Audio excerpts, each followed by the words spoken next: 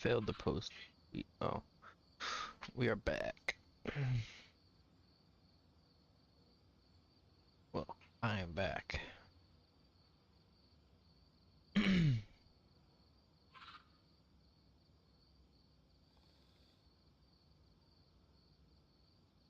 Times in 30 days. What? Why am I being limited on how often I can use something I've bought? I don't know if this is good or bad. Right, let's have a look at the costumes. These look okay. Aesthetic cohesion is holding. The game world hasn't been destroyed yet, but oh no, there it goes, the school suit. And then, oh for God's sake, why? Why is there a bunny suit? I've often thought that out-of-place cosmetics is the canary in the coal mine for MMORPG lifespan. When you start valuing jokes more than making content that fits your game turns into a container for jokes, and eventually the jokes overflow the content and the game becomes one massive joke itself. If you have no guiding aesthetic principle, then you can never point at something and say that is quintessentially whatever the game is. The game just becomes a vehicle for garish cosmetics and its own identity gets lost. I mean, just look at what happened to Terra. Well, I mean, look at the gaping hole where Terra was. R.I.P. Terra. Oh good, there's a bunny mount too. And then a gacha-style draw 10 card system, which rewards you with breaths, which combine to improve blessings. Okay, yeah, once you add gacha, it gets a little harder to defend. But here is a fascinating feature. Games legally have to list all the rates of the loot in loot boxes, and clicking on the drop rates of the gacha bits loads up this webpage, listing the extensive possible drops from all of the boxes. But here's what caught my eye, and this is what I can't believe.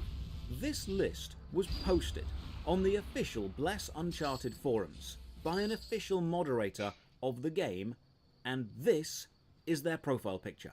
People are going to click this. People are going to want to read the drop rates.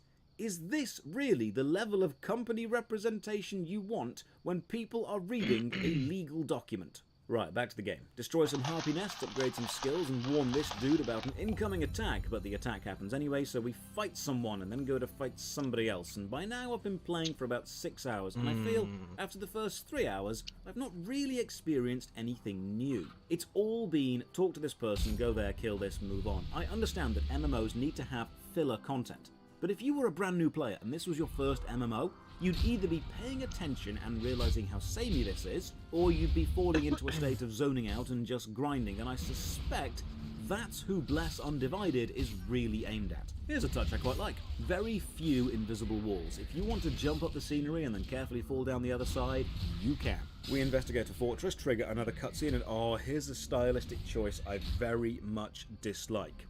This cutscene has different text formatting to previous cutscenes and future cutscenes. Some cutscenes have established that NPC text is listed at the bottom, some have it at the top, and some have it coming out of the NPC like a speech bubble, and there is no consistency. It feels every cutscene was animated by a different team with no guiding design document about how they should all look. That's the kind of aesthetic muddling I'd expect from a quirky game like Adventure Quest, not something trying to be serious like Bless Underworld.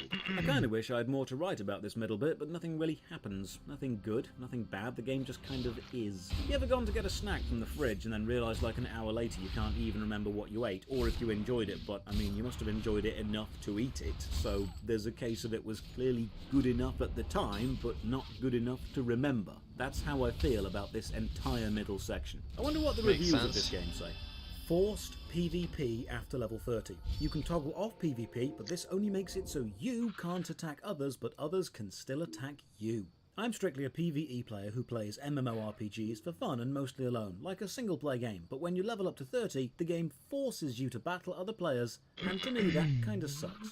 Horrible optimised instance-based with in-shop items that literally boost your character's stats to give you the upper hand. I am not kidding, you can literally buy attack speed potions in the store. Furthermore, it seems like it's forced PvP, and guess what? In order to opt out of PvP, you can buy potions in the store that make you non-targetable for PvP for 1 hour. With Terra gone, this is my temporary replacement. It has a good story and plays well. I do find places that could be improved, but that happens in games that have been out for years. The game is very pretty, but it's married to a horrendous WASD movement targeting system, plus all the janky camera angles inherent in that setup. About 1/3 of the time, I rushed past opponents and executed a devastating attack to the wall behind them. Mediocrity given form. You know, with those reviews, it's probably a good thing I don't hit level 30, because I can't think of anything worse than forcing a PvE player into a PvP experience in a game that literally sells power. Fight my way into a null camp to rescue someone, tell them I'm getting you out of here, and then realise completing the quest doesn't actually need me to escort them back, it just needs me to make it back. So after telling them, don't worry, I'm here, I just teleport away, right in front of them, and then go and tell the quest giver that they're probably safe. Quick rest at the fire to refill my Estus flasks, and then back into another null camp to kill gnolls for reasons I'm not quite sure of, because I saw the word gnolls and then kill in my journal and decided that's all the context I need. It's also been a while since I got stuck in the scenery, so I fixed that by wedging myself between a fence and a rock. Bless unavailable in your country really needs to sort out the soft lock state of its scenery. Fight this actually quite difficult boss and even drop to 1% health in the middle for a rather nail-biting finale. He drops a shielding totem which absorbs damage. Thankfully, I also have a shielding totem which absorbs damage. It's my actual shield. Another cutscene and more atrocious audio balancing. Soldiers of Nevada, my friend! Here today will be the start of legend. Let us march towards victory. Okay.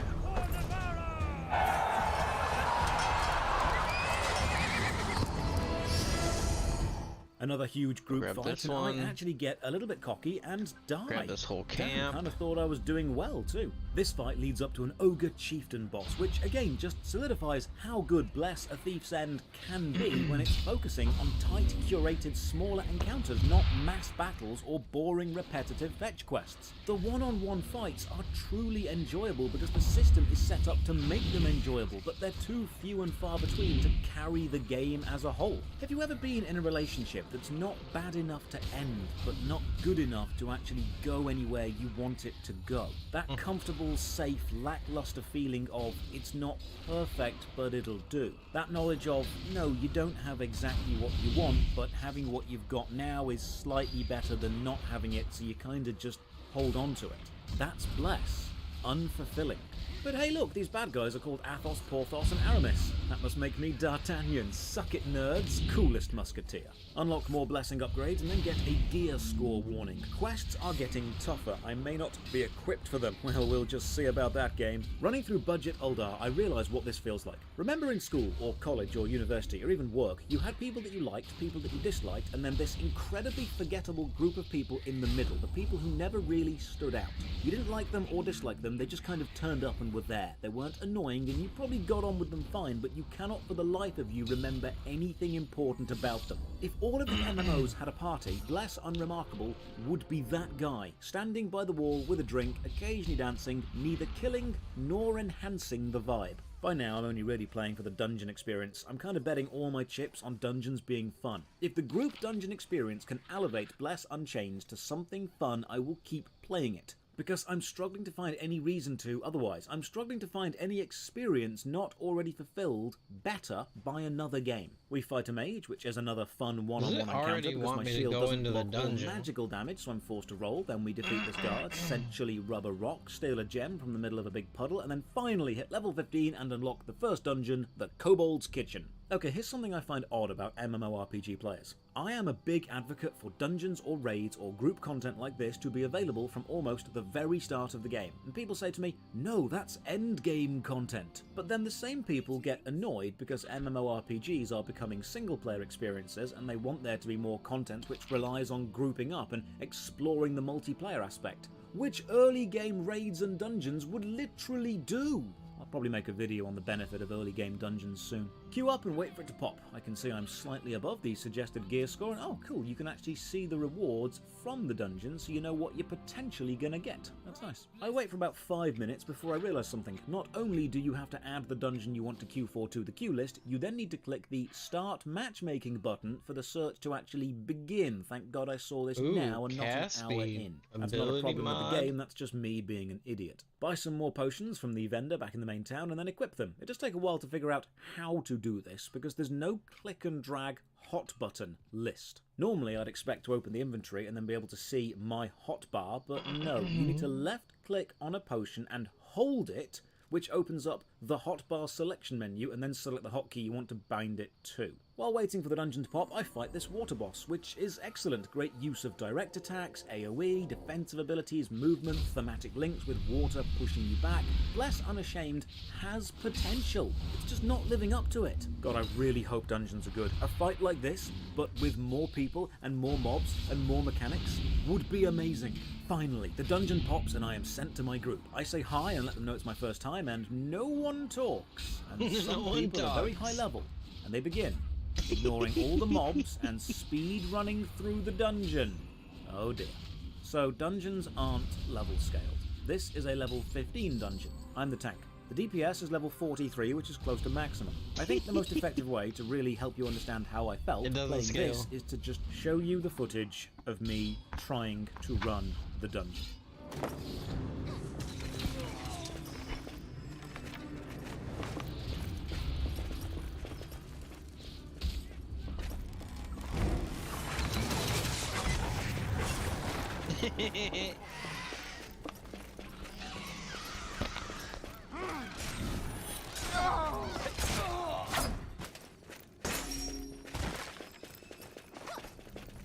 That's funny.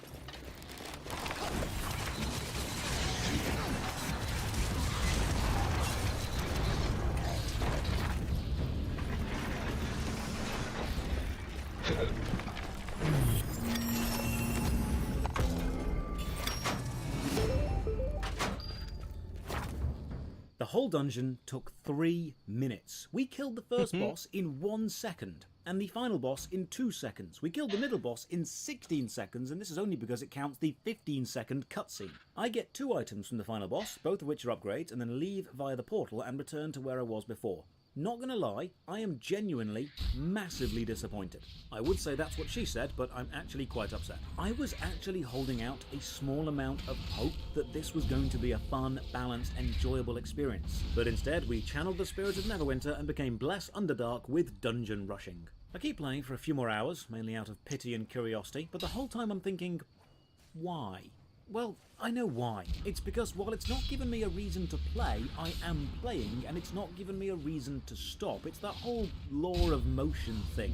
An object will just keep going until a force acts upon it. No moment in Bless Uncrustable makes you excited to keep playing. No moment makes you log out. So once you've started playing, you just kinda keep going. It's like going to a family meal with extended family that you don't like or dislike. Once you're there, you may as well eat the food, make some small talk, and enjoy the experience for what it is. No massive desire to stay, no massive desire to go. But yet you're deeply aware the whole experience is not truly what you want to be doing. Have a chat with this fairy who looks like every Instagram model of the late 2000s blended into one. She asks me if I'm okay, hun, and want to join her team and become a hashtag boss babe with my own business. She sends me on to collect 3 other shards to upgrade another blessing, and then I leave to go and get lunch. And when I come back, I realize Target is not alive, but Target is definitely alive. So I just don't. Bless Unleashed is a perfectly whelming game. It's neither over nor under in the whelming department. It downloads fine, is playable, and does what it claims to do, which is be a game you can play. It's not terrible in any individual aspect, but also not remarkable in the same way. If someone tells me they enjoyed Bless, I'll completely understand. If they say Bless is their favourite game of all time, I'll ask, why? It's perfectly serviceable, but there are better choices. So to end the review out there, I'll award Bless Unleashed 4th edition D&D. Out of 10. Cheers for watching. Another massive thank you to the supporters on Patreon and Twitch who keep the channel alive. You can support from only £1 a month. Check the video description for links to the Patreon, Twitch, Twitter and our Discord. And as always, have a great day.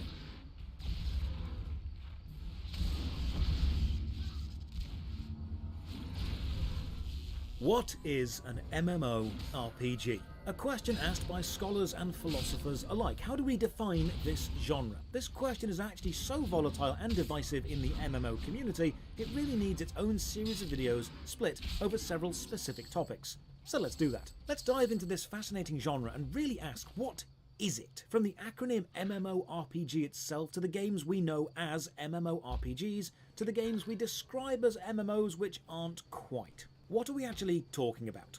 Quick note, this video is kindly sponsored by Guild Wars 2, which is definitely an MMORPG, unlike Guild Wars 1, which is an online RPG. What's the difference? Let's find out. As always, thank you to the supporters on Patreon who allow me to keep making these videos.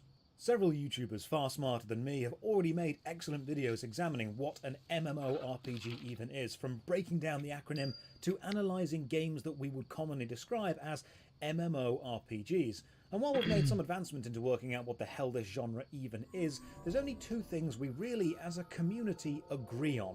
1, Steam doesn't know what an MMO is, because the MMO tagged games are always quite strange. And 2, an MMO is a game in which there is a fishing minigame. That's about as far as we've got. As for why fishing specifically, Adam Millard has a brilliant video on why so many games turn to that exact thing. If you're interested in game design, go and give it a watch, I'll link it in the description. But beyond fishing, what is an MMORPG? Well, the acronym stands for Massively Multiplayer Online Role-Playing Game. So I wanted to break this down and examine each bit individually. How massive? Multiplayer in what context? Is it always online? And what level of freedom is given within the RPG aspect? Some games we would know as MMORPGs aren't necessarily massive. Some of them don't even require multiplayer. Some of them aren't even always online. But while I was writing a brief outline of all the important points I wanted to cover in this rather long topic, I saw this tweet by Mrs. Sticks, retweeted by MMOBite. The original tweet reads, "Why do we like MMOs so much if we keep playing it like a single player?" And MMOBite replies, "It's such an unusual direction to take the genre, making it solo-friendly, less massively multiplayer. I think soon we're going to see MMORPGs simply become online role-playing games." The interesting aspect of that reply is he left out the MM, massively multiplayer. So if encouraging solo play of a multiplayer game is enough to justify changing the acronym, then the multiplayer element must be a core design pillar of this genre. This seemed like a good place to start exploring. I'm not saying MMOBite is right or wrong in his reply, it's just a solid starting point. Because is it a different direction? Or has this aspect actually always been there? Before we look at whether older MMORPGs even allowed solo play, never mind encouraged it, we have to ask a simple question of why would someone want to play solo? MMORPG, massively multiplayer, a genre which prides itself on giving you the ability to play with just because it's an MMO doesn't mean around the globe. Why would anyone choose to that take it needs on to be a multiplayer only adventure MMO on their own? Well, the answer's pretty simple. It's because you want to. It should be your choice whether you want to play with other people or not play with other people. But there needs to be areas of the game in which you need to play with other people in order to progress. During these long stretches of repetition, it's not always wanted. People enjoy doing lots of things by themselves. I like real-time strategy games, but I also like playing against the computer. I like Unreal Tournament against bots. I like painting Warhammer by myself. All things which are considered boring and repetitive by some, and which could likely be improved by sharing the experience with someone else. But here's the thing. I do share those experiences with other people when I want to. If I want to play multiplayer games with other people, I will. Or if I want to paint models with other people, I will. The important thing is, I have the choice. When someone says they enjoy playing MMO games solo, it doesn't necessarily mean they avoid all human contact at all costs. It usually means they prefer to enjoy the game either alone or with a closer, more specific group of friends, because those friends enjoy the game in the same way they do, either focusing on the lore, the mechanics, or min-maxing. It's important to not simply have a large player base for the sake of having a large player base if you don't actually interact with them. A fun play group who enhance the game for you is worth far more. Playing an MMO can often be a relaxing hobby, while constant interaction with people can be a draining hobby in both the real world and the virtual. Sometimes you just want to come home from a day surrounded by people and go and exist in a fantastical virtual world by yourself. Yes, there are other people also in this world, but that's actually a calming element of it, because you don't need to spend energy interacting with them, it's just nice to have them there. Other players are acting as free-thinking, feeling background characters framing your own adventure, lending the world weight and reality. Knowing that your actions affect a living world without the emotional effort of constantly needing to be social in that world is enjoyable. Playing an MMO with a group means you will have certain expectations, requirements of you. You'll have to keep up with any chat that's going on or play your class. You have a role to fulfill and you can't let your team down, and that's pressure. Sometimes you want to experience the gameplay of an MMORPG, the world, the music, the characters, the lore, the story, or the mechanics, without that pressure of feeling like you need to fulfill a role in a team. You can have the game on in the background while you watch a film, watch Netflix, read a book, or even do some work, or most likely what you're doing right now, which is watching some YouTube videos. It can be nice to experience the MMORPG without the pressure that being in a team puts on you. Yeah. Whatever your favourite MMO is, it can always be played in the background. And if you aren't playing an MMO right now, consider downloading this video's sponsor, Guild Wars 2.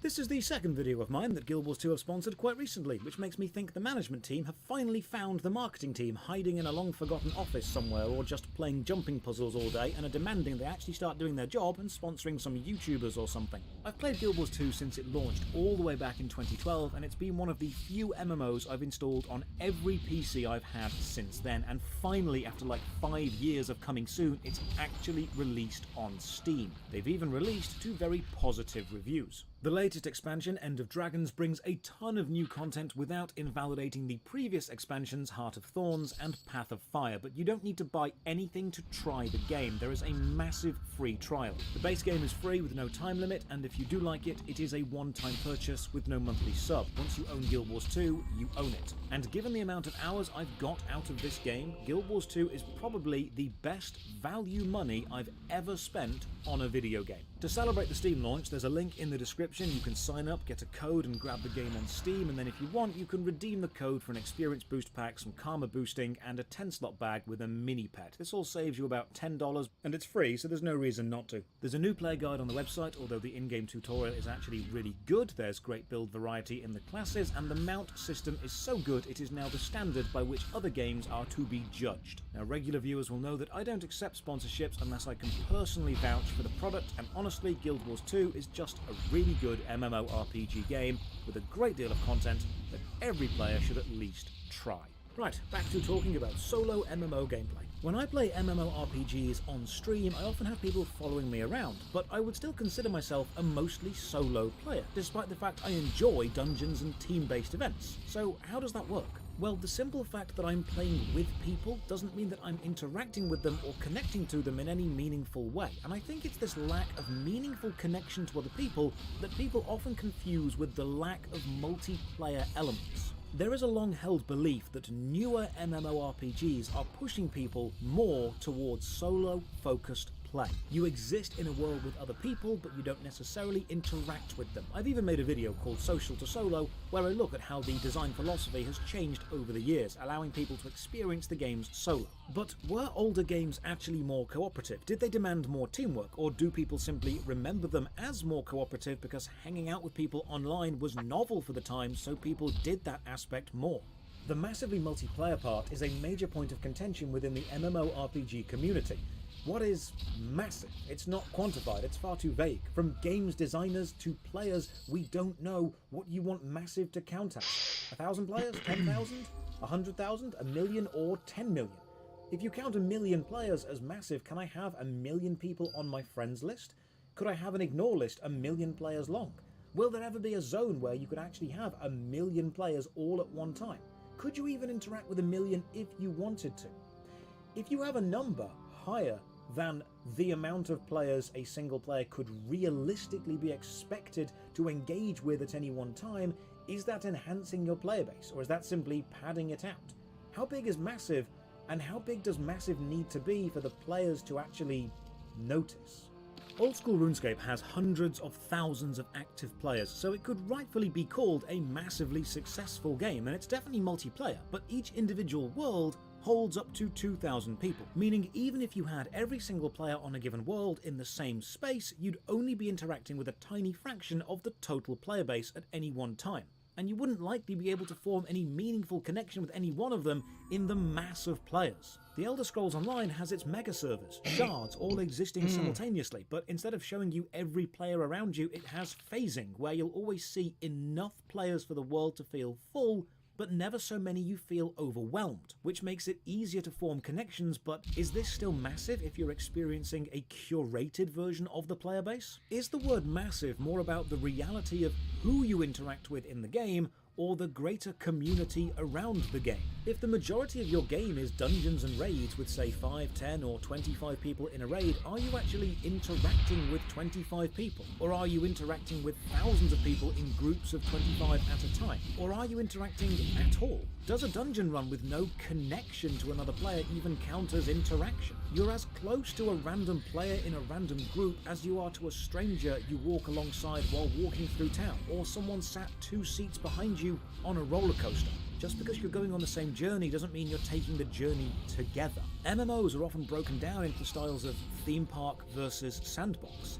Would going to a theme park alone count as interacting with everyone at the park? Could you say you've had a multiplayer experience?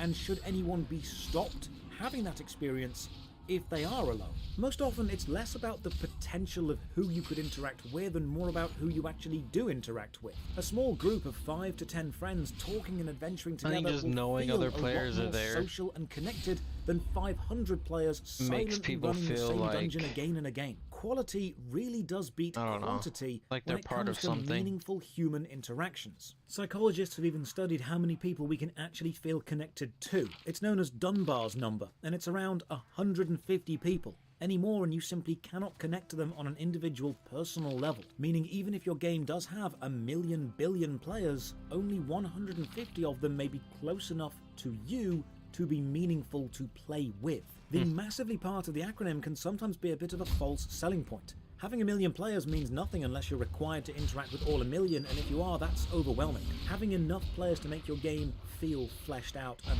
full, but not too many to overwhelm, while still maintaining those personal relationships, is a good amount to aim for. The potential for connections is massive, but until the player chooses to realize those potentials and actually interact with and connect to people, it remains potential, not realized. Many modern MMO games are designed so you don't need to interact with people, but you can if you choose to. The potential is there, but it's not required. It's this change in design, this facilitation of solo play in a genre which prides itself on multiplayer aspects that many people point to as the downfall of the genre. They say MMORPGs used to be games which needed player interaction, and so forced those connections between players, resulting in long-term friendships, guilds, or clans.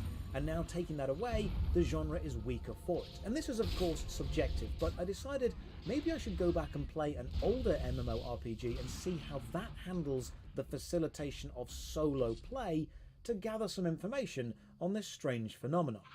Now, I've played a lot of MMORPGs, some for thousands of hours, some for only a few, but most of them have allowed me to have a pretty decent solo experience, teaming up with people when I wanted to, playing alone when I wanted to, and I value this. MMORPGs often advertise themselves by saying you can have your own adventure, especially the sandbox games. Live your own way, forge your own path, and if I want that path to be alone, who occasionally teams up, that should be something I can choose to do. If you look at many of the modern MMO offerings, you'll see solo play is not only viable, but often encouraged. Old school RuneScape and RuneScape 3 both have their Iron Man mode, literally cutting off a layer of interaction with other players by removing trading, forcing you to survive this harsh world on your own. And most of the endgame bosses can be soloed. Indeed, when I spoke to Mod Kieran and Elena about the latest raid coming out, I asked specifically if they designed this to be solo possible, and they had.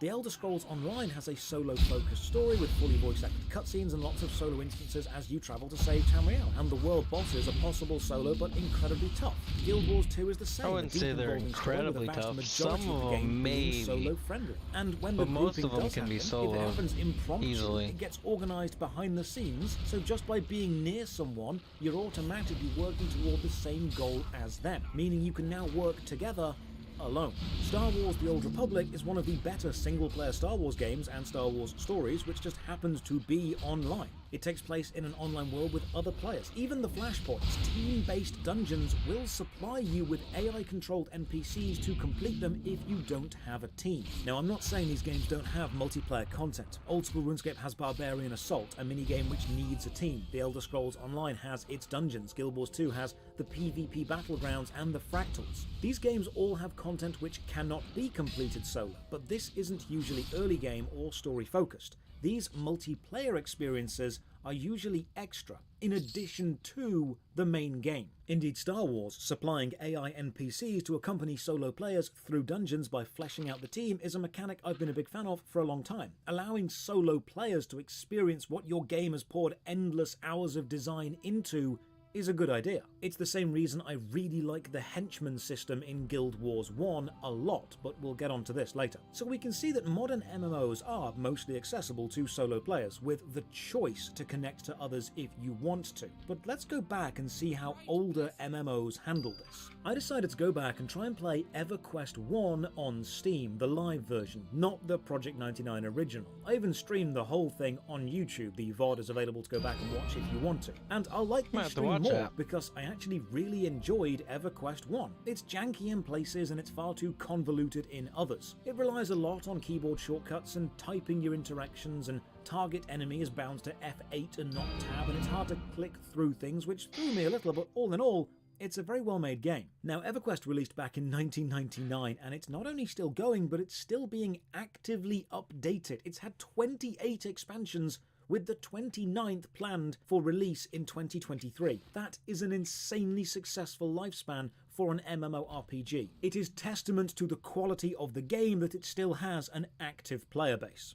Now, EverQuest is often given as an example of an old-school, hardcore MMORPG. It's harsh, it's unforgiving. You need to rely on your team to survive, and that is indeed true. EverQuest is a hard game, both in gameplay and in the meta elements of the gameplay. Understanding the UI and navigating all the keyboard shortcuts will take you some time to learn. The thing with EverQuest is there's a lot of downtime between the gameplay moments. As a mage, you need to sit down to recover your mana, and this means as a fighter, you'll be waiting for the mage. There's a lot of moments where nothing is happening, and so you will talk to the players in your group. When EverQuest was big in 1999 and 2000, you didn't have Netflix. You didn't have a second monitor to watch YouTube on. You would focus entirely on the game, and therefore you would find the fun within the game, which, for the majority of the game, was talking to other people. So when I played EverQuest, I decided to read all the classes, and what really stood out to me was the description of the Necromancer class. In character creation, the class is described as: Necromancers are a very self-sufficient class and often choose to adventure alone, though they can provide great value to a group as well.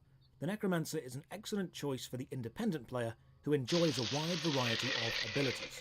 On the EverQuest wiki, the class is described as one of the best soloing classes throughout the game. Now, EverQuest has seen many changes throughout the years. I assumed maybe this was a modern update, but there's a version of the game known as Project 99 which emulates the original experience without any of the quality of life upgrades. And the Project 99 wiki entry for the Necromancer describes it as such, the Necromancer is very independent. Few support classes are able to offer anything that the Necromancer does not already have, and items and gear do not carry the same importance as they do for other classes. The Wiki class highlights section even says, Necromancers are one of the most independent of all classes, being designed with a number of self-only spells that certain other casters can cast on others. Example, self-only invisibility and self-only evacuation, making it a prime choice for those that plan to solo the majority of their careers. However, because of the wide variety of abilities, many not gained until higher levels, a Necromancer must constantly learn new ways to play their class. So even back in 1999, before the popular argument that MMORPGs were becoming too solo-friendly, in the game that many consider one of the grandfathers of the genre, there was a class specifically designed to allow people to adventure alone. When I played Meridian 59, considered the first 3D MMORPG, the opening crypt tutorial section has a door which requires 2 people to open. You must pull 2 levers at the same time. And while it is technically possible to do solo with almost frame-perfect inputs, it's not a required room. It simply leads to an optional boss and some low-level loot. In fact, nothing about Meridian 59 demands you team up to play. How about Guild Wars 1, considered by many to not be an MMORPG, but instead, including by themselves, an online role-playing game? How does this differ? Well, in Guild Wars 1, the world is broken down into maps, both safe or dangerous, and the only times you will see other players in Guild Wars 1 is when you're all in a hub city or a safe outpost. When you travel outside of the city, you'll only ever see yourself or any other players you specifically teamed up with while you were in that safe area. So if you leave town without talking to another player, is the game going to force you to adventure solo? Well, no. There's an NPC henchman system. By the exits of any safe map, you'll find a row of henchmen you can invite to your team, and they'll fight by your side throughout the map, acting as regular players. In fact, once you're a higher level, you can actually turn your own characters into mercenaries, meaning they will now be available as NPC supports when you play on other characters. So you're supported by your own old characters. And it's this lack of open-world player interaction which leads people to describe Guild Wars 1 as an online RPG, not necessarily a massively multiplayer online RPG. Even Final Fantasy XIV is considered an RPG first with an MMO second, meaning it's focused more on the personal journey of the player through its story with multiplayer elements added on, such as the dungeons and the raids, and then the daily roulette allowing you to find a team quickly to receive your reward for playing. But just look at the memes. People say the end game of almost any MMO, including Final Fantasy XIV and Guild Wars 2, is fashion. Just chatting in Limsa Laminsa, or trying to turn yourself into a light bulb. Extremely social things to do. Socializing is alive and well in many MMOs because the choice is there, while it's also not being forced onto the solo connection player if they don't want to. This means the MM part of the acronym, massively multiplayer, seems to relate to both the player base size and the potential to interact with them in the game world at random, not the social need or demand to party up to experience the majority of the game. Yes, you can form connections with people in online games. You've always been able to. That aspect hasn't gone anywhere. You can still do that.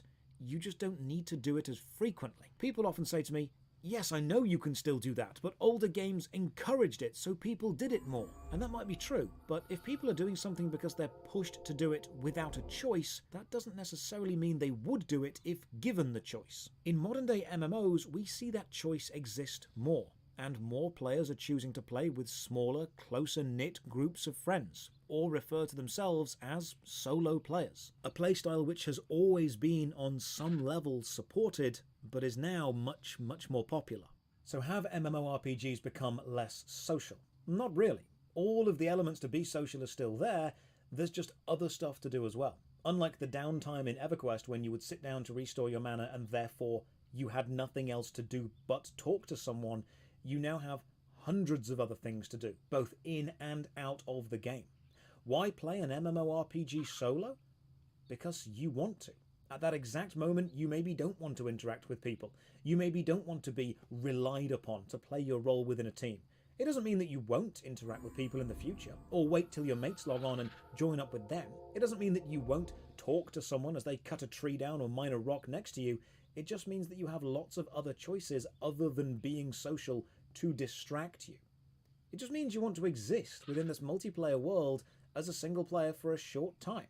And there's nothing to stop you from doing that, and if you play an MMO solo, you're not playing it wrong. You're just enjoying your adventure your way. As for that tweet, I think MMORPGs have always, to some players, been solo-focused online role-playing games that exist within a living world. The massively multiplayer bit was, to several players, more of the potential for social connection and not a demand to do so. And just like the potential was years ago, it's still there, it's just not as novel as it used to be. So people aren't specifically selling the games on the fact you can do that. The social players exist within guilds and clans, discords and forums. Still connected, just not chatty within the game itself. Modern MMOs do indeed have more systems that facilitate easier solo play than ever before. But this isn't driving the games to become solo only, it's simply increasing the amount of choice in how you play. There's nothing stopping you teaming up, just like the old days, with a huge group of players and adventuring around together. But unlike the old days, there's now much more choice to not do that, and people are choosing that much more frequently. But how do you play? Are you a solo-only player? Are you social with everyone? Or do you prefer mostly solo play until your mates log on, where you'll team up with them? Let me know in the comments below. Another massive thank you to Guild Wars 2 for sponsoring this video. Use the link in the description to get the game and some cool free stuff. And as always, have a great day. I like to go at my own pace.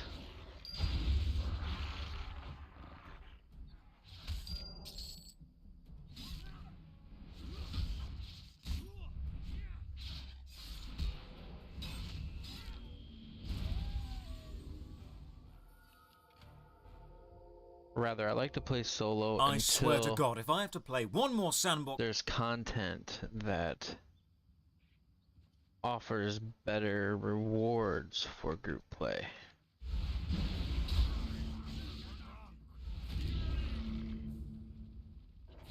MMO that screams, do whatever you want, just to cover up the fact it doesn't have a bloody storyline. I am going to stab someone. Ladies and gentlemen, welcome. I'm Josh Hayes. I've spent years playing the best MMO games available. Now it's time to do the opposite and find the worst of the worst. I'm going to play them all so you don't have to. Join me on a journey through the most awful MMOs I can find. Drop a like on the vid, sub to the channel and ring the bell so you don't miss a single video. If you're enjoying my videos and want to help me make more, you can support through the Patreon like all these awesome people have. You'll find the link in the description below. Today we're playing Rhizom. It's on Steam, it's free, and it's only 7 gigs, so let's give it a go. Now the history of Rhizom is fascinating. It was made by a French company, then changed hands multiple times, went through various monetization methods, had some expansions, and actually got remarkably good reviews for the time. From what I can find, it was a decent little MMO many years ago, but it's not many years ago, it's today, it's right now, and that's what we'll be reviewing off. So if you're a Rhizom fan expecting praise, let me save you some time, just go ahead and write a hateful comment right now, because this game has not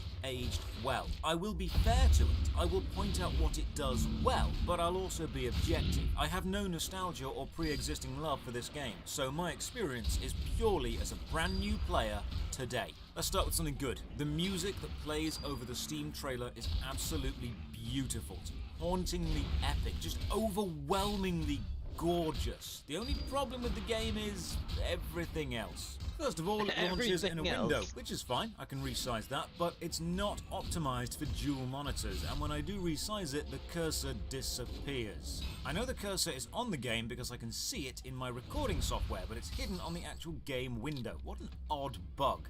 Anyway, some resizing and jiggling around, and it starts to run. My inventory is full. 4 races. They're all similar-shaped human models, but come from very different aesthetic backgrounds, which is nice. Now, I've played so many of these games recently, I'm starting to get into a habit of sliding any customization sliders to the extreme and seeing how dumb it looks. I'm happy to report this looks pretty dumb. Game then asks if I want to play with arrow keys as movement or WASD. What a stupid question. Who the hell uses arrow keys for movement? If you do, please leave a comment down below explaining your awful choice. The loading screen lets me know this is episode 1, the one where Nexus is discovered. Seriously, it begins with the one where. You're following the same naming conventions as episodes of Friends. Okay. So we start the game with the traditional camera angle of on the ground between my legs, staring up at my balls. You know, that famous starting shot that all successful MMOs do. WASD movement, except A and D turn the camera, they're not strafe, so I guess we're rebinding some keys. I press escape for the menu, but no, escape does nothing, no menu for me. You've got to click the system button down in the bottom right. I rebind strafe and then, I see why strafe wasn't bound as standard. It's so incredibly slow. Also, the screen seems to have resized itself between loading and playing, so now there's a black bar at the bottom. Let me fix that. Talking to NPCs, you've got to right-click them. It'll bring up a menu that's anchored to the NPC model. No text box or chat box. Anything they do say appears over their head. This does mean if they walk off in the middle of talking, you've got to chase them down, or you'll click on the wrong thing, which happens a lot. Oh, quick camera bug, I've rebound A and D to strafe, but holding right-click spins the camera, and while holding right-click, A and D no longer strafe, they now also spin the camera. I talked to the camp guide. She lets me choose which of the 4 main areas I want to learn first: combat, magic, gathering, or crafting. So let's go with combat. Shit. The background chirping noise is incessant and I can wear my extremely katana annoying, now. but thankfully it's drowned That's out an by the upgrade. even louder, even more annoying combat sounds of these 2 guys fighting. The combat trainer explains Don't need combat that badly. anymore. It's like the whole game wants to be tough to understand and hard to learn, and oh, don't worry, I will cover that in depth later. Eventually, he explains we can see what's equipped to our hands at the top of the screen, left hand and right hand. We need to equip a weapon in our right hand to fight. That makes sense. During combat, you'll see this bar. This shows you what action is being performed now and what action you have queued up next. You can change the queued up action at any time before it actually starts. Killing an enemy lets you skin them, or as the game puts it, quarter them. I kill 3 basic things and return to the trainer. The irritating thing about the conversation window is you need to click this little arrow to move through them. But the arrow is anchored to the window, and the window changes size depending on how much text is in it. What is that? So if you miss and click X, you'll just Bracers? close the whole dialogue. Finish this and the quest list is empty. So, what do I do now? Where do I go? Alright, listen, I can hear all you Rhizome fans shouting, "This game doesn't hold your hand!" Okay, look, I can understand that, but let me explain why that's not always a good thing, and how the general attitude of hardcore is better doesn't always work. I swear this needs to be its own video, but I'm getting fed up of explaining it. Everyone learns new things in different ways. Some people like reading comprehensive instructions before starting, some like watching others, and some like just jumping in and giving it a go. Whatever works for you, no method is strictly better or worse as long as the outcome for each individual person is the same. I've been a teacher of various things my entire life, from martial arts to MMO guides to acting. My job has involved showing people how to do stuff, and no matter how that individual student learns, there is a constant that's expected of the teacher, and that is a willingness to teach and reward curiosity and effort. If you want to learn, I want to teach you. Some video games take this to heart too much and force a tutorial on the player, which is irritating. It doesn't work for the player who learns through doing. You are removing their choice. You're alienating a large chunk of your audience. But then you've got hardcore games that do the opposite. They believe everyone should learn by doing, and so remove any tutorial, instruction of defined path to progress along. The fans of the game will scream about how this makes it hardcore and realistic, but in reality, no. All it does is instantly put off a large chunk of the population who learn by reading and following a set curriculum. The best thing for a game to do is have access to all of these methods of learning and let the player choose the one they want to follow. The worst thing Rhizome does is pride itself on just how damn difficult it is to get into. You have super complex deep systems which do indeed provide the player with a massive amount of variety, and we will come to the good parts of these later, but they're not explained well. They're not intuitive to use, and they're not essential for early game progress, which means the majority of new players will either miss or not understand them, meaning new player retention is going to be at an all-time low. Now maybe you're a hardcore player who's discovered everything and feels hugely accomplished, and if so, well done. You're clearly someone who wants to put hours into this game and learn it. But every bit of feedback I've had from games like this is always the same. It gets good if you play it more. You need to put effort into it. It rewards your time, and I understand that. But why would I put my time into a learning process I either don't enjoy, don't learn from, or don't understand? The phrase, "this game doesn't hold your hand," is meant to mean the game will put you in a challenging position and test your skill, but is also willing to provide you with the guidance and support you ask for if you ever do ask for it. But that's not the case here. This is more a "we won't explain anything and expect everyone to work it out and provide their own adventure," which for many players will not be an enjoyable experience. It in itself is not a bad experience, I like being guided. but it is not a universally enjoyed one. Just imagine taking this attitude to anything else. Imagine trying to learn a new language and the teacher just shouts, "This class won't hold your hand," and throws test after test at you in a language you don't read. Or a boxing class screaming, "No hand-holding," and makes you fight the biggest, fastest guy there on your first day.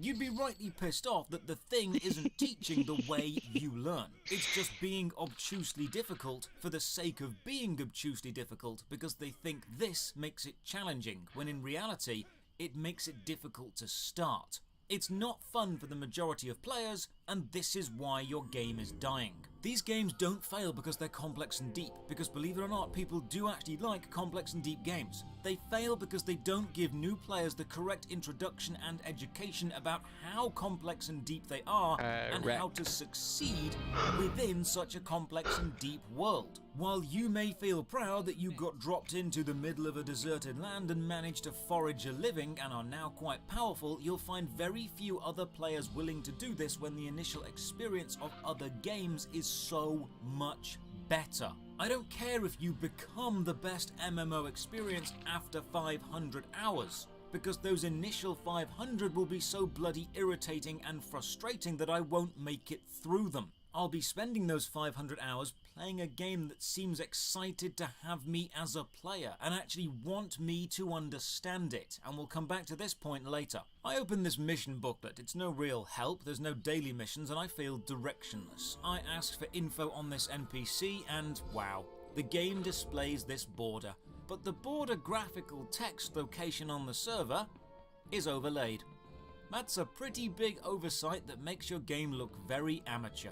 Click around on the UI for a bit. The identity tab doesn't say anything. You'd likely have to write your own in, which is a nice touch, but the inventory tab is formatted so bloody awfully. Vertical scroll lists don't work for inventories because they don't let you see what you're carrying at a glance, which is one of the main functions of an inventory. And if you think I'm nitpicking, please remember the game released in 2004. They've had almost 17 years to make this better. I go back to the guide, ask about harvesting, and they send me south. Now, I'd love to head south, but the compass on your screen has no direction markings and spins with you, so you can't orientate yourself with it. You have to open the world map. And do you want to see the default setting for the world map? Here it is. What the actual shit is that? How is that meant to help anyone?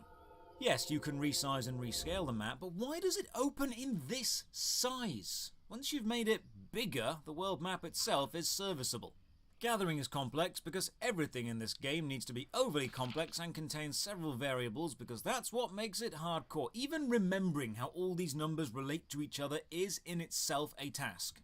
To gather, you have to unequip your weapon from your right hand and equip your gathering tool. It's not enough to just have the tool in the inventory. It must be equipped. Why? Because adding in another pointless transition system makes it even more hardcore. That's why. So even the gathering materials have 5 variables. Source extraction time, which is how long you've got left to collect it. Contents, of how much is left in it. The life of the source, which goes down as you mine it. The risk of the source blowing up. And the kami tolerance, which is how pissed off the local kami are that you're gathering stuff. And if you ever max this out, you'll die. This is so overly complex it almost seems like a parody of gathering in MMOs, like they're purposely sat down to make it satirical of how complex a simple task is becoming. And it's not like these bars add anything fun to the game, because you'll only ever care about the bar that goes down the fastest because that's the only one that will ever affect you. So it's essentially you watching one bar, which is likely just the time left to gather. Foraging can fail too. The first time I failed to extract, the second I just can't click for some reason, and the third it said I'm too far away, which is just wrong.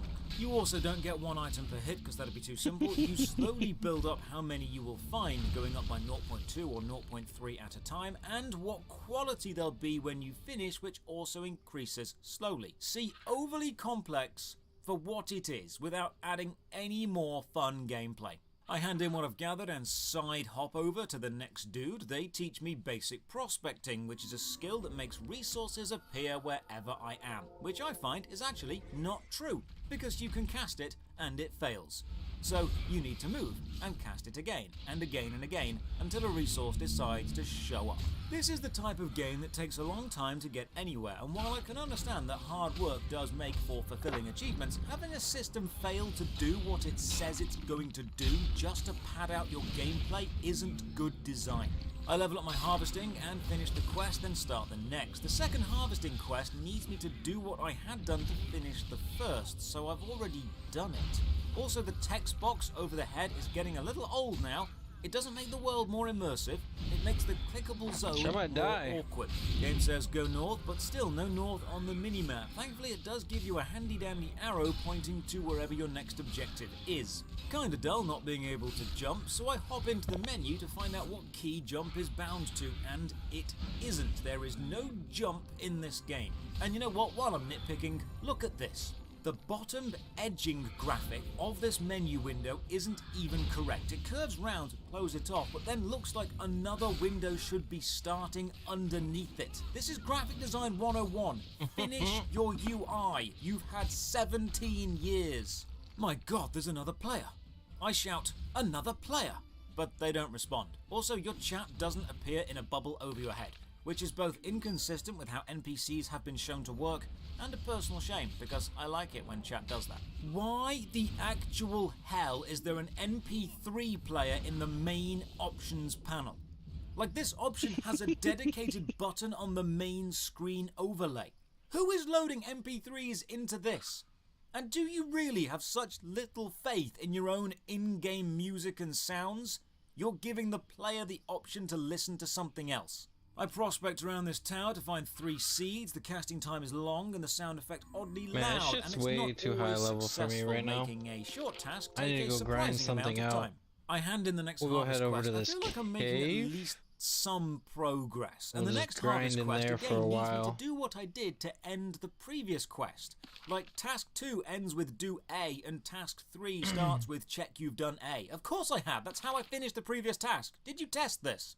Now we're shown a very complex but rather interesting system, creating your own actions. See, all actions are made of stanzas. Think of them like little Lego bricks you build up to make one complete thing. For example, you could have the base action of look for items, then the additional stanza of fine quality only, then a look faster edition, meaning you quickly look for fine resources. The same is true for attacks and spells. You build a complete action out of the stanzas you've unlocked. I have to admit, the idea of creating your own custom actions and abilities is awesome, and it's truly a shame the interface you do this on and the explanation you are given in the game is so damn awful. It's not aged well. It's a grainy, mostly text-based vertical list. While this will definitely appeal to those insufferable gamers who like to shout about how hardcore they are, it will put off most people from even trying because of how dense it looks, despite actually being a very free-form and creative addition to the game. Each custom action starts with the root stanza, then you add extra touches, and finally you add the balance, which makes sure it's not overpowered. Alright, I'm done watching this.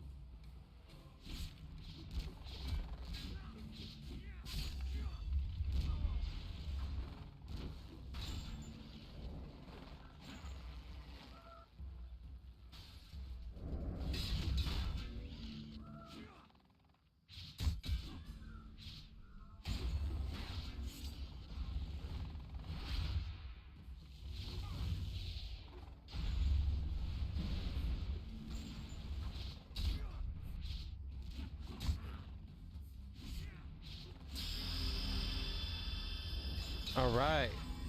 Finally hit 41. Come on, give me my consecrate. Single target attacks. Awesome. It's not what I need. Judgment 4.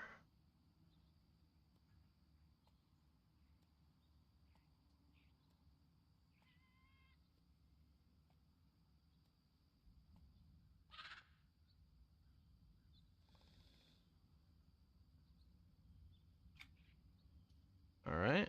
At least I'm getting single target upgrades, I guess.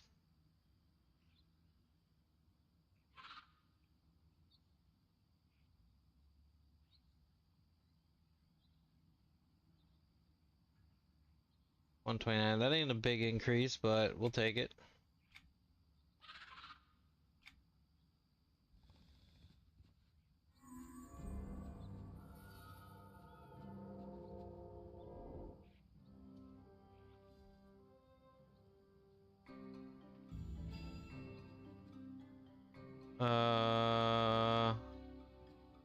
What am I meant to do here?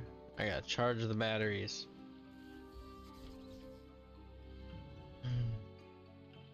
Figure out how to charge these batteries. Charging station. Okay, charge the first. Remove the battery. Charge the second. Remove the battery. Charge the third. Remove the battery. Alright. Now we need to install the battery into the GNOME observatrons. Okay. Go ahead and install these batteries in here. All right.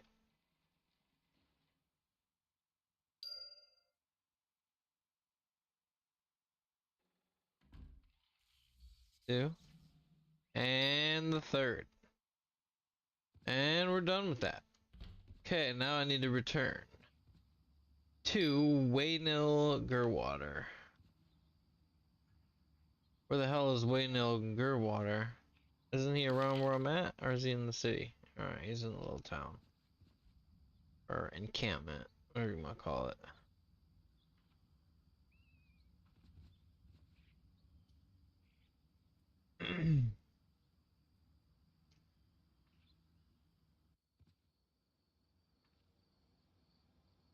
Ah, shoot.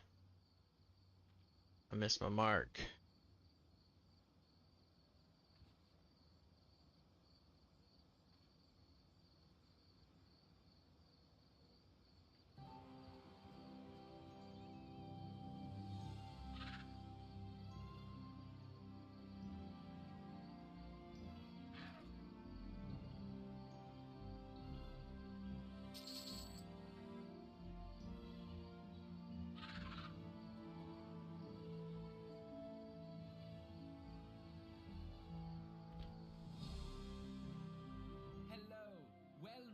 Alright, let's see what options we get here.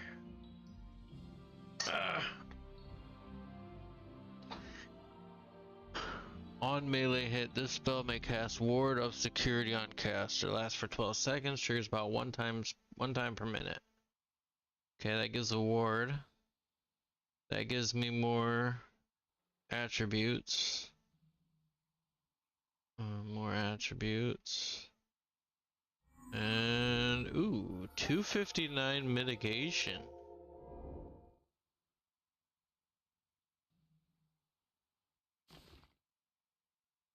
Doesn't look really, it doesn't look, oh, I guess it looks different, but.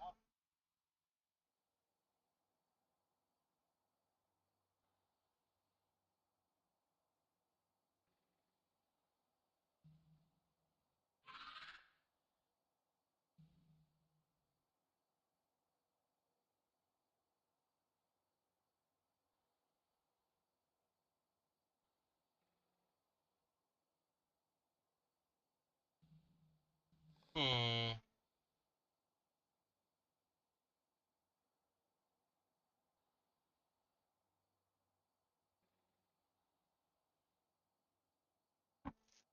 It's either, nah, you know what? Let's start just upgrading to shit with enchants on it.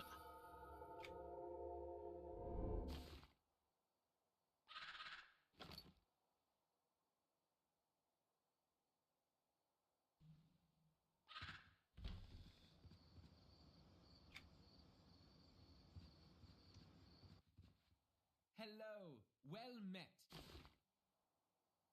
Pulsing gem of prowess. Ooh. I need to start putting adornments in my gear.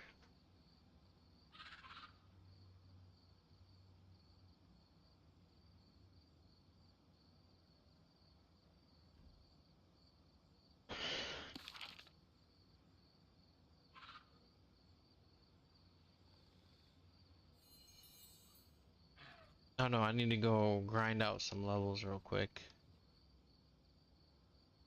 I'm pretty under-leveled for this area, I think.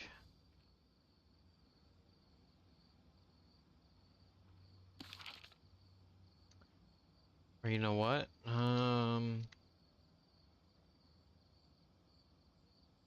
What area has the densest?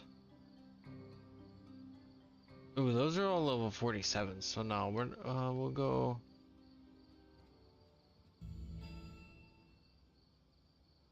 We're gonna go in this cave and farm it out for a little bit.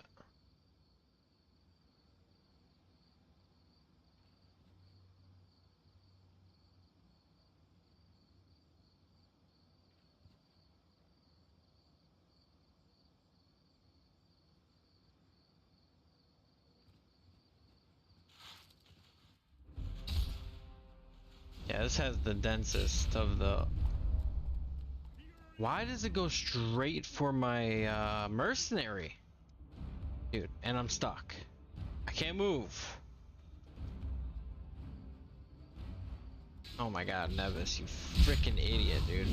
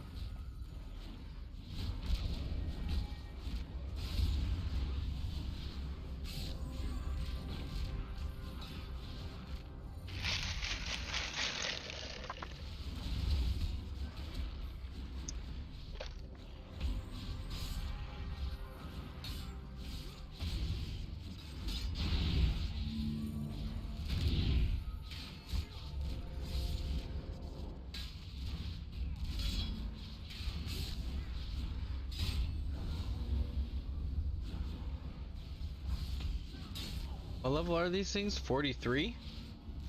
They're 2 levels above me. Ain't too bad.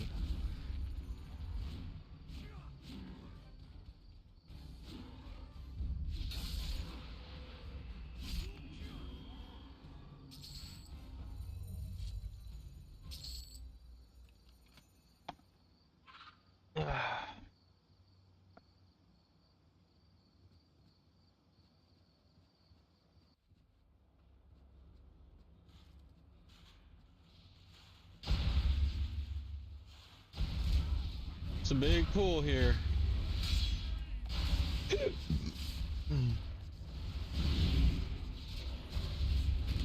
Massive.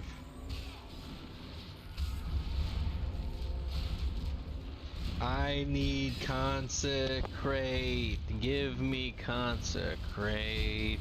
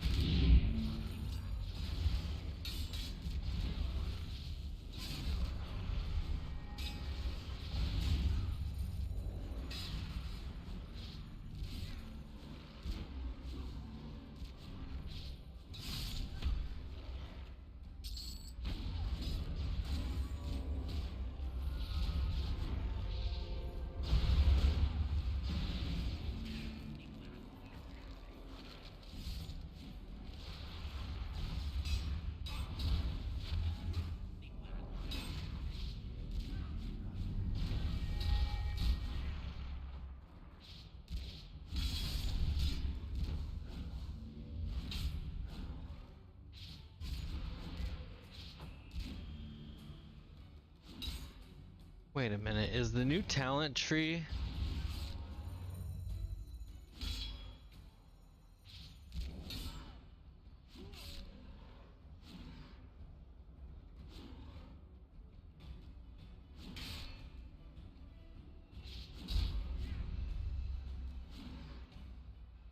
A new UI, talent trees, and race and class combos. Alright, you know what, dude? I think I'm gonna, maybe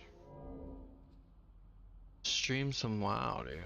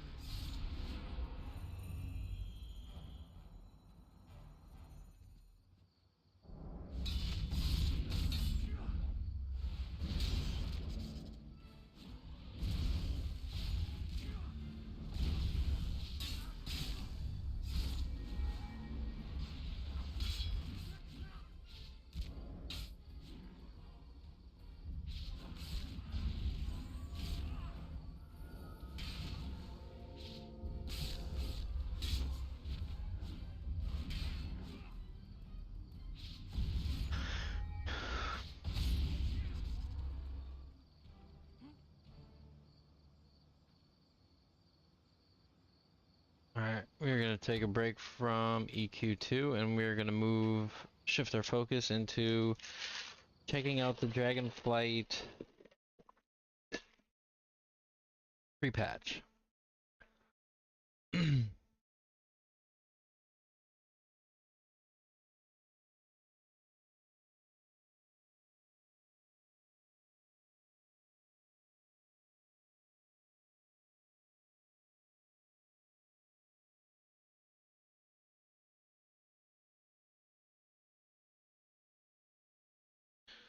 Well, let's go into here real quick.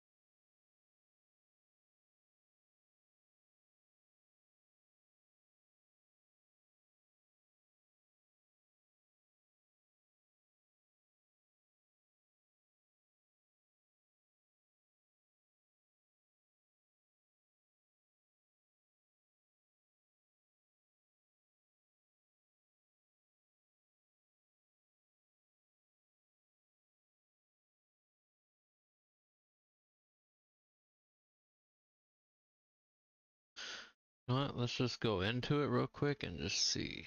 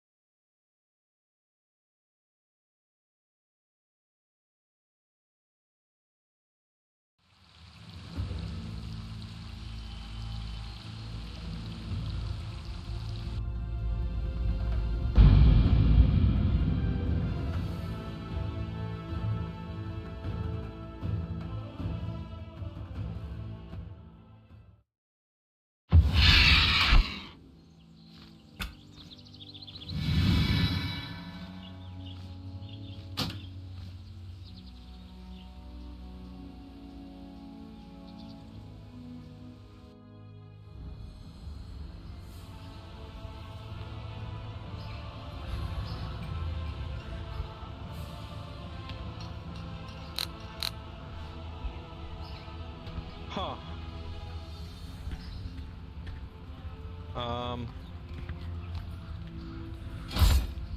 Okay. Yeah, new skill trees and everything.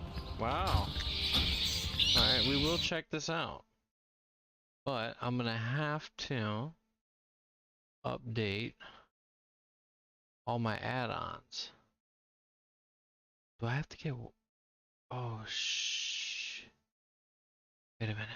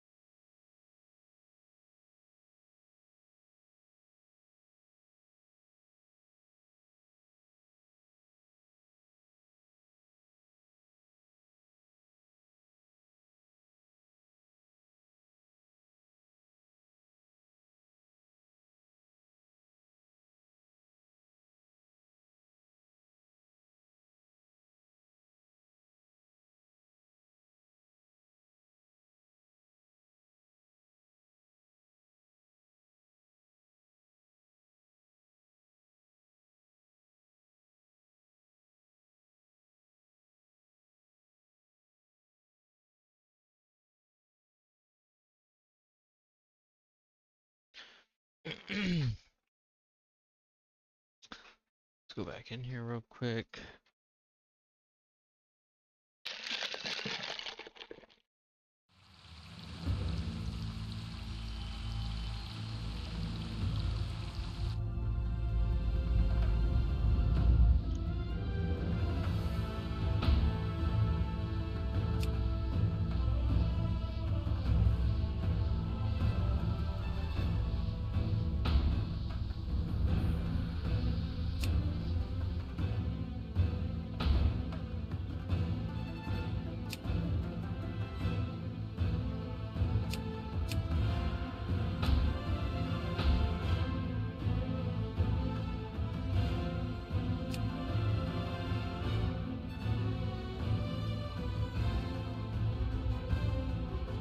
Damn, dude, these servers are fucking... Alright. Let's exit the game real quick and we will switch our edit.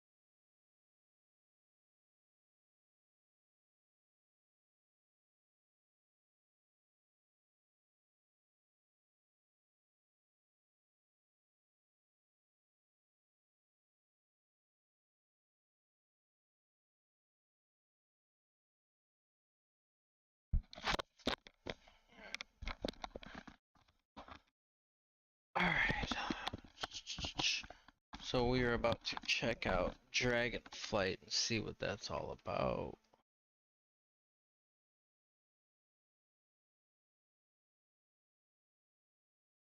I need to add a source though for World of Warcraft.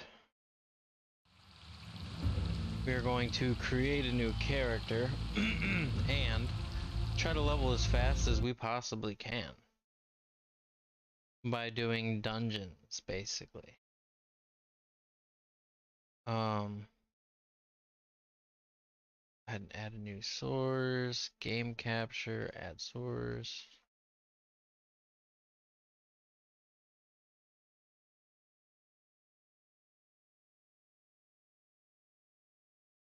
Boom. Boom.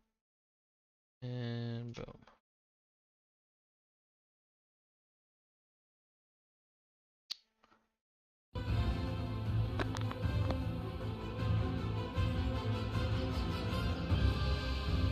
Wow, everything looks different. The game actually looks like better. I feel like. Check to see system settings. Even all this changed. Render scale, enable VSync, anti-aliasing. Image-based techniques or advanced? What's advanced?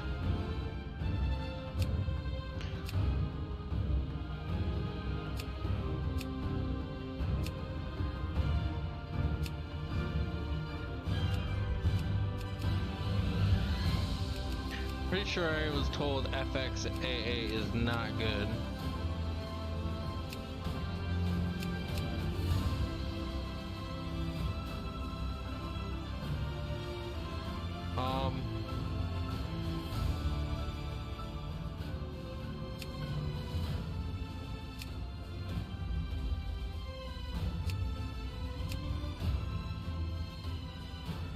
Evaluates alpha test operation at sample frequency rather than pixel frequency when MSAA is enabled.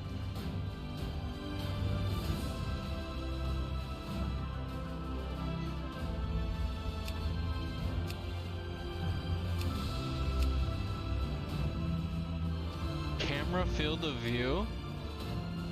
You could change your field of view. Were you always able to do that? Raid graphics quality. Check this option to enable an alternate graphics setting for raids and battlegrounds.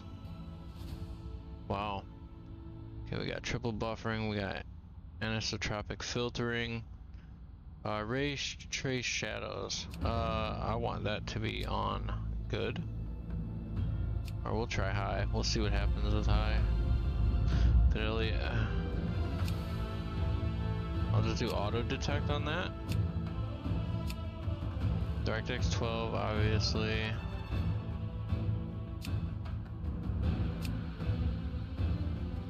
Auto detect on that.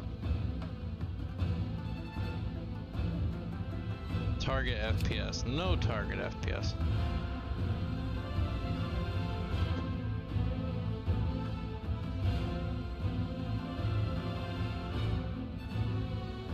Alright.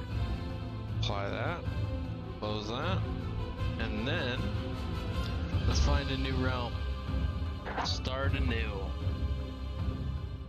Should I start on a whole fresh new blood furnace? That ain't a new server, is it?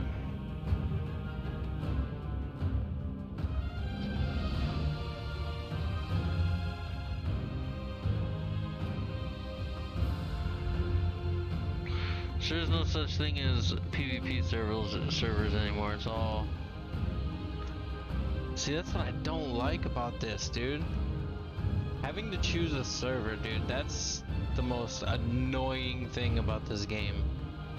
I'm just gonna go with Frost Main. Sounds the cool. No, Burning Blade.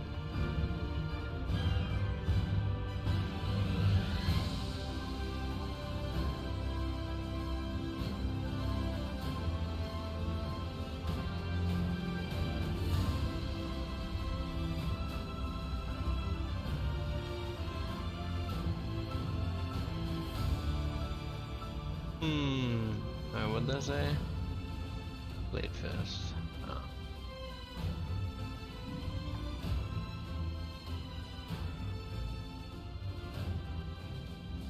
Frost Wolf? Could go with Frost Wolf.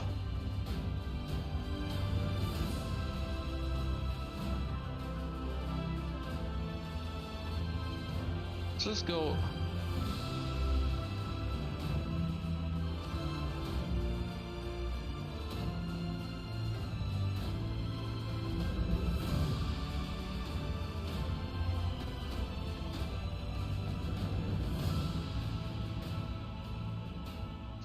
Let's just go on a new player server. Fuck around. Let's go Thunderlord.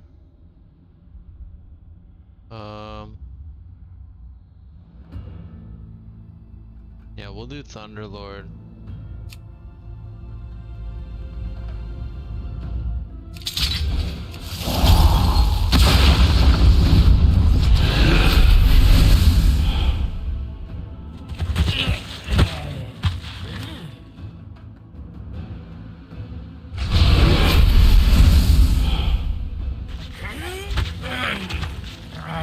Increased haste, critical strike, mastery, and versatility.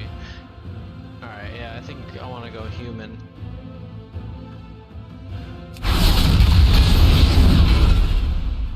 Question is, what class do I want to play?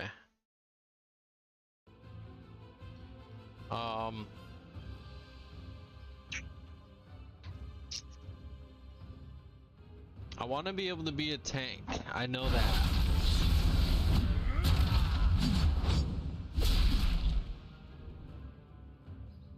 Yeah, I'm gonna go Paladin. I think I'm gonna go Paladin.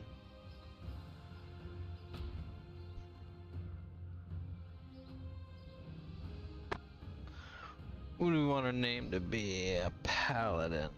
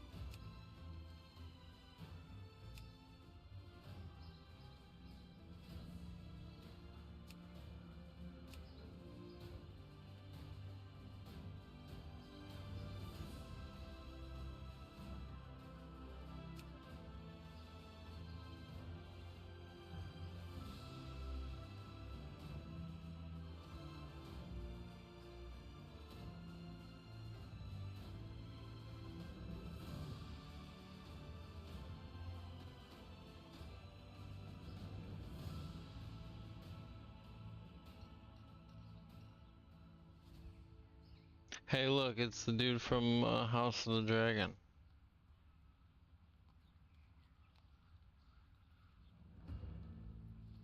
You could have a wizard hairstyle.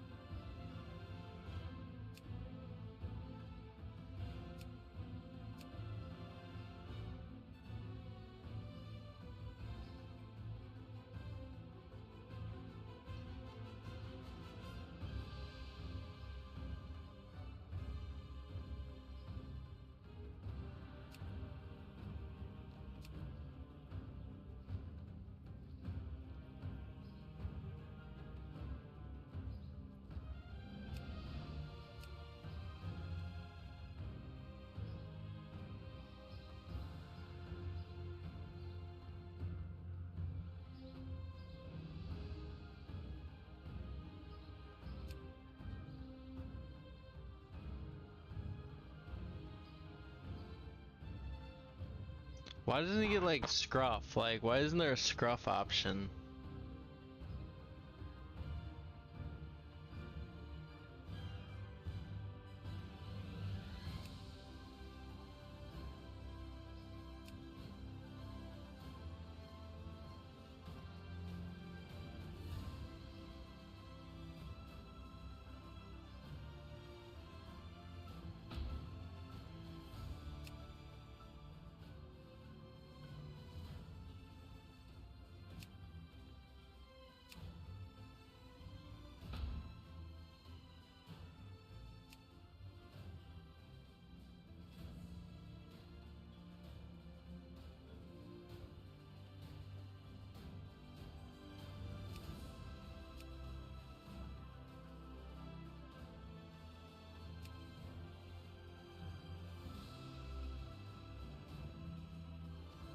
What's up with the elves looking so old? Like, all their facial features are old as fuck.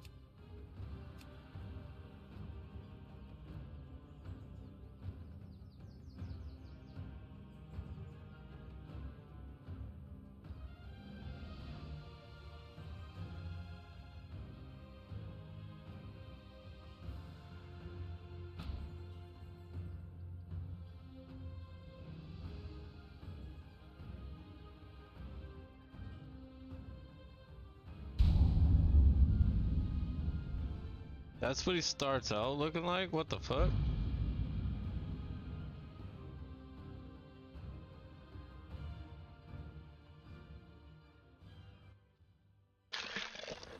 You are a soldier of the mighty Horde. A disparate band of races united in their pursuit of freedom, honor, and glory. A Horde expedition sent to explore an uncharted island has recently gone missing. As a bold new recruit, you have joined a rescue mission departing from Orgrimmar. Find the lost expedition members and bring them home. For the Horde! For the Horde! Why am I getting these Lua errors, dude? Oh, you know what? Hold up.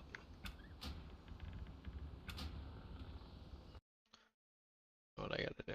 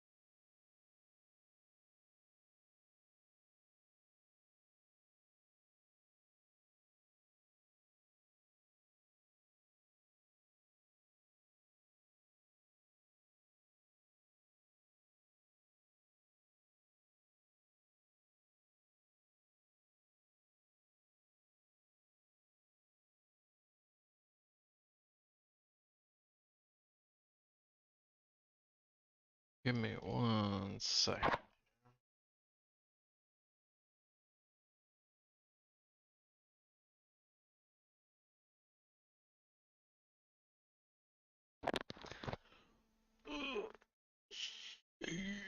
Alright, let's see. See if that fixed it.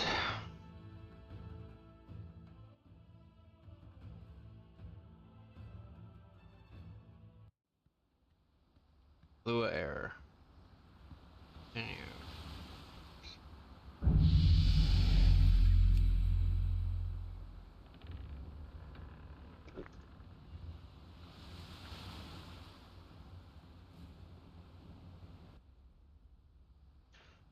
What the fuck, man? So recount.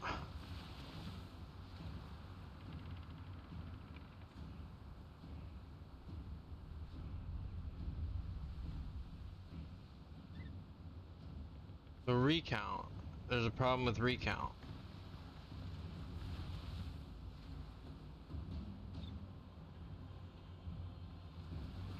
Okay, so let's leave the game. Go to back to WoW up. CurseForge.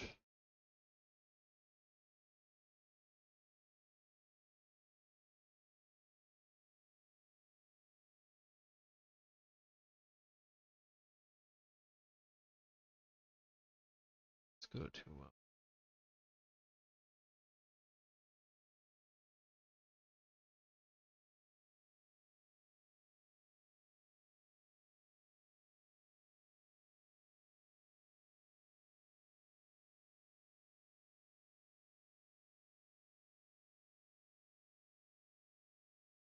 What?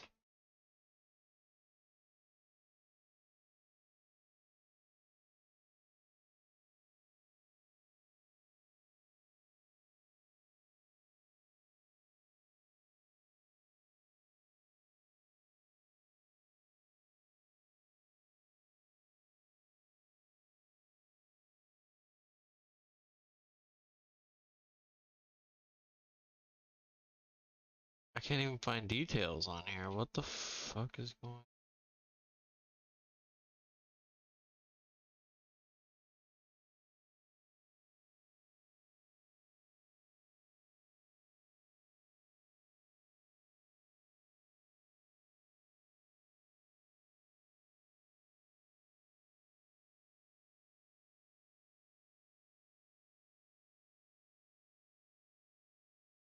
Oh, it hasn't been updated. But details has.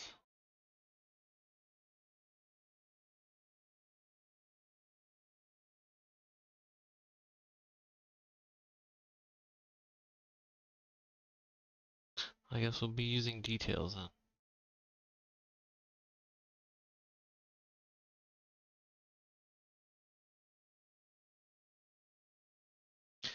Let's not do auto. Let's go into properties. Launch WoW real quick.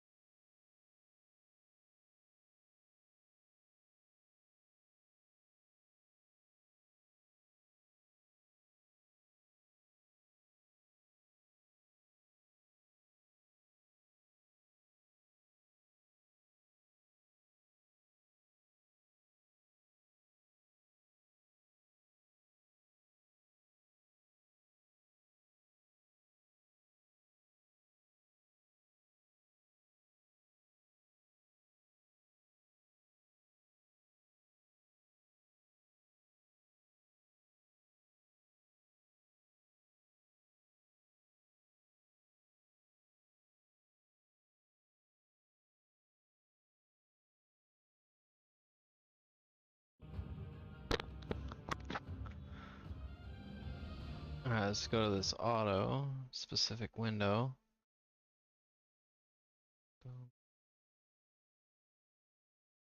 That's done.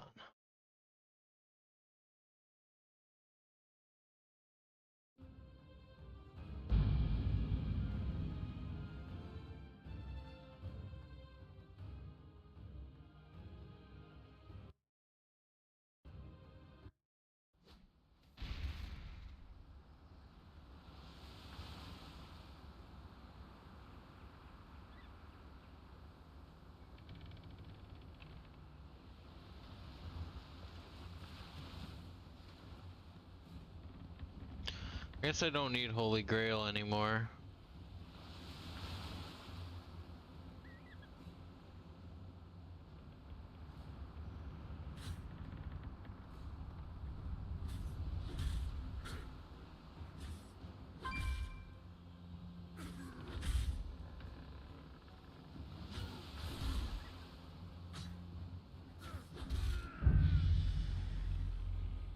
Minimalistic.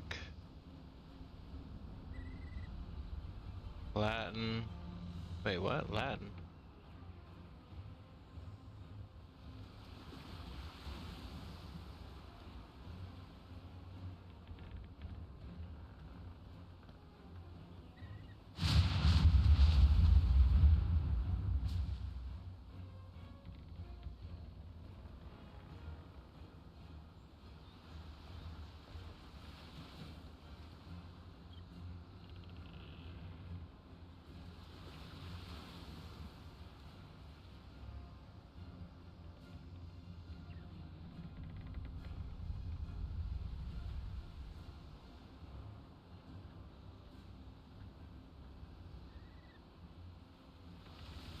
The timer of each raid member is put on hold if their activity is ceased, and back again to count when resuming, I guess. I think I'll just do effective time. Update interval, that's fine. Real time.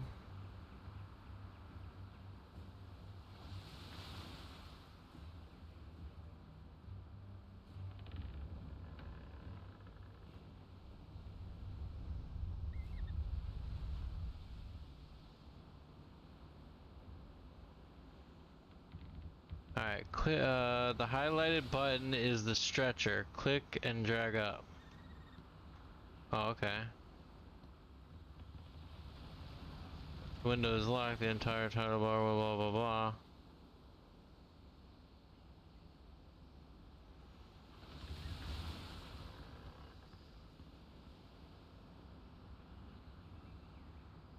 Alright, dude. Fucking let's get the fuck off this shit, dude.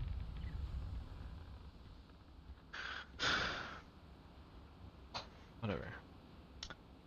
Don't need all this other bullshit, man. I do need to, like, change the size of all this shit, dude. Damn, this shit's all small and shit, dude.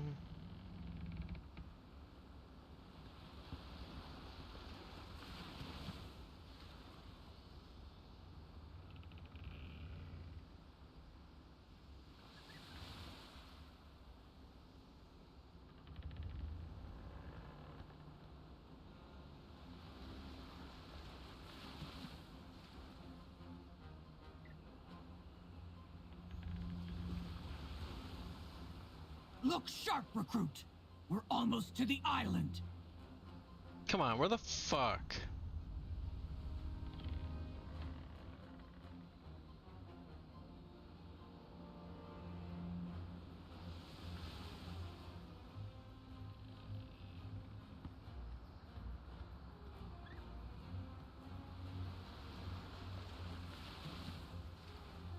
There we go.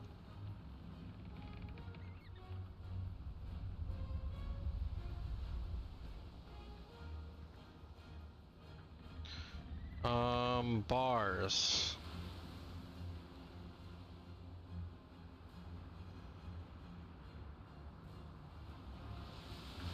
Alright, that should be fine for now. I'll worry about more of that shit later.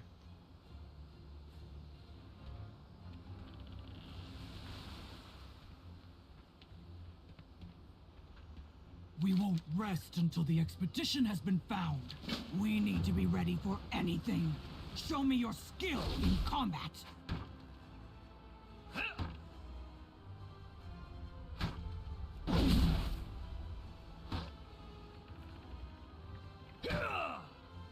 Fine work. Next week. Rain? Our shaman said the skies would be clear. Throg will spar with you for now. I must speak to the crew about the rain.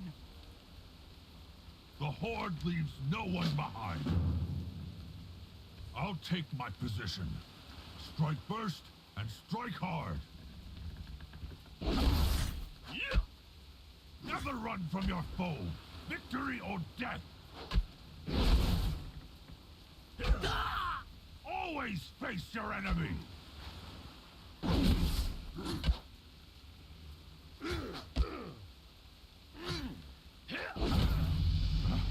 I concede. Your strength will see our mission through.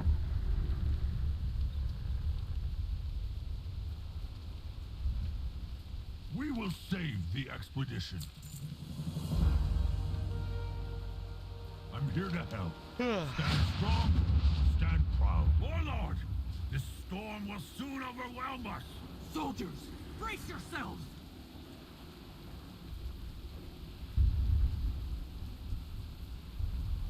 Stay focused on our mission.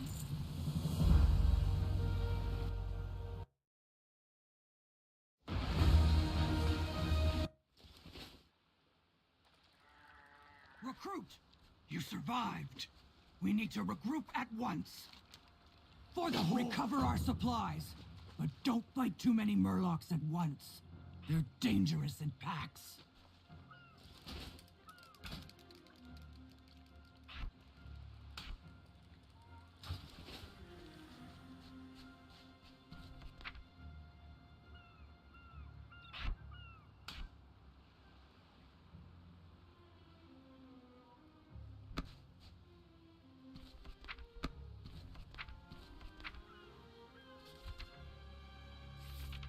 Okay, so the spell shit's all the same still.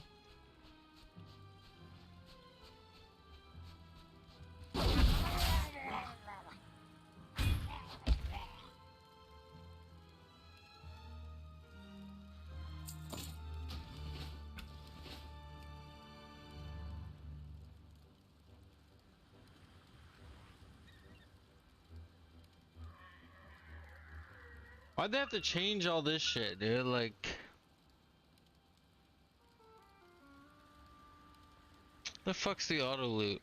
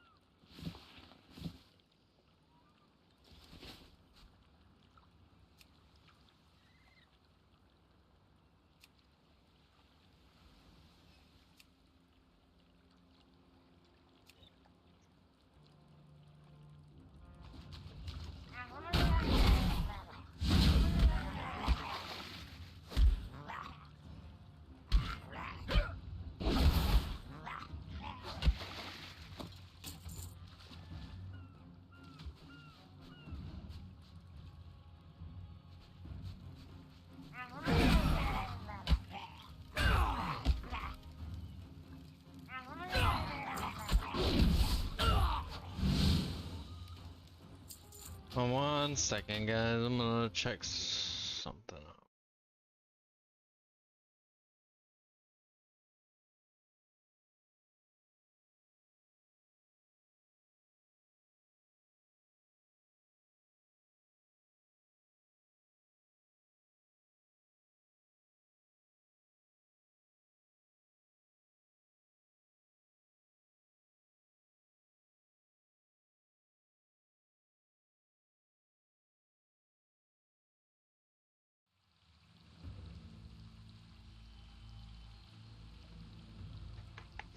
I had too big of a breakfast, man. Fucking feeling tired and fucking all kinds of shit.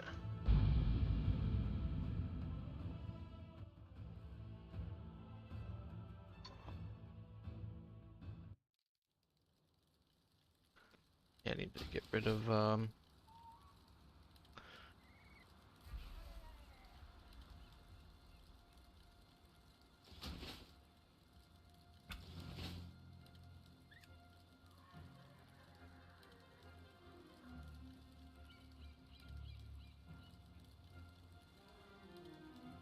okay. I need to get rid of fucking the add-on. I don't need that shit no more.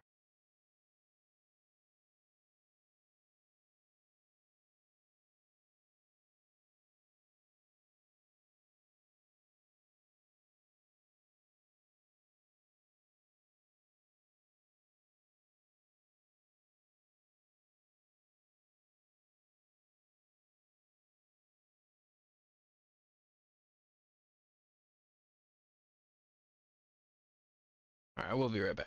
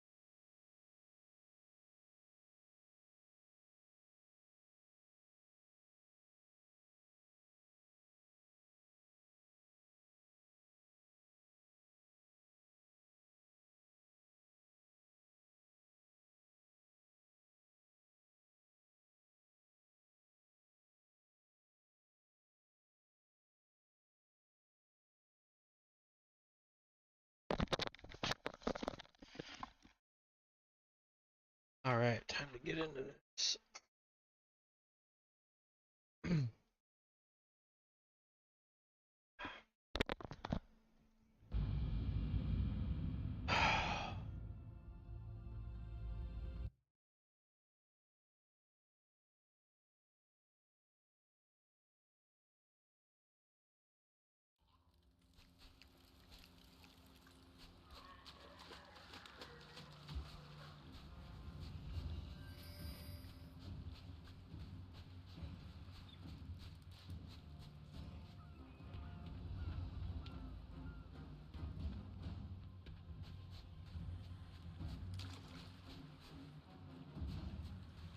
We won't rest until the expedition has been found. For the Horde!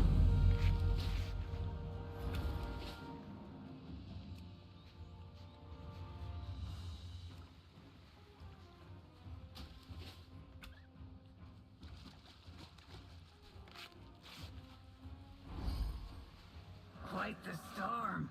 Probably hit the first boat, too. Mark my words. That storm was unnatural. My thanks. We'll find the expedition yet.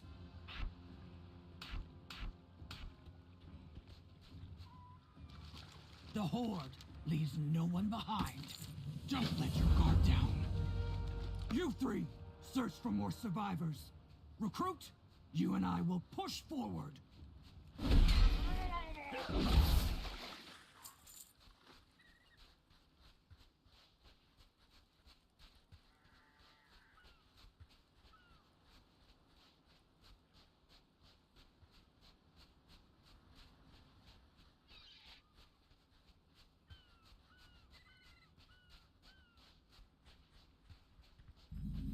So hungry.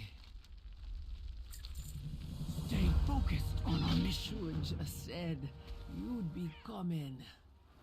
She's my daughter. Nothing could keep me from her. And as a soldier of the Horde, she knows we leave no one behind. I'm out of range.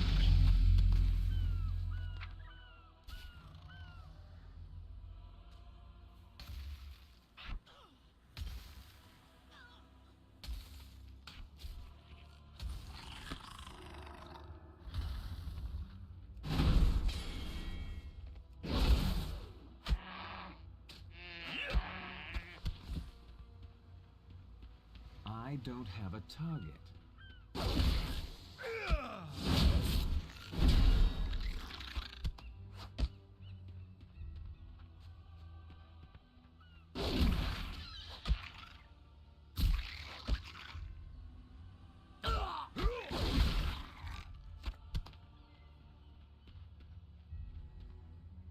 I need to get closer.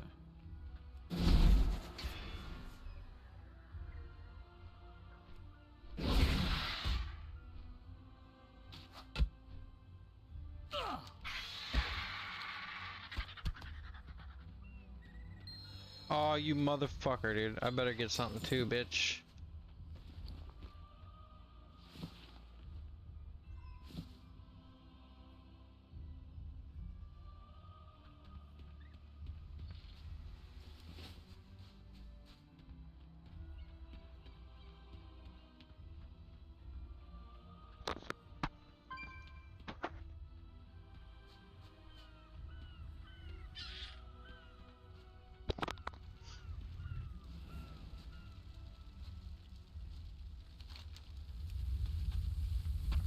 We got ambushed by the Quillboar. Eat first. I won't let you starve to death. Recruit, Quillboar pose a far greater threat than Murlocs. You must be ready to face them in battle. Your next lesson begins now! We won't rest until the expedition has been found. Crusader Strike increases your holy power. You'll need it to use more powerful abilities.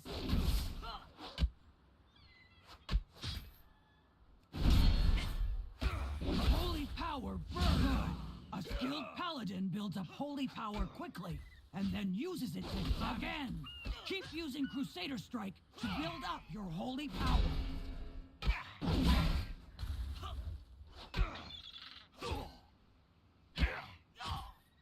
You have enough. Not bad, recruit.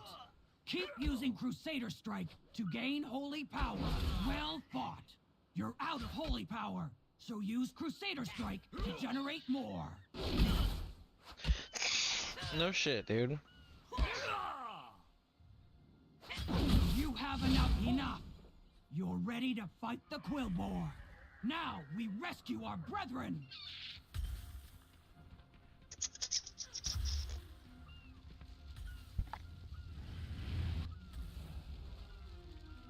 Stay focused on our mission. Gotta look and see here how I get my my mounts and shit. The achievements? No. Collections. Here we go. Oh, what's this? Unwrap.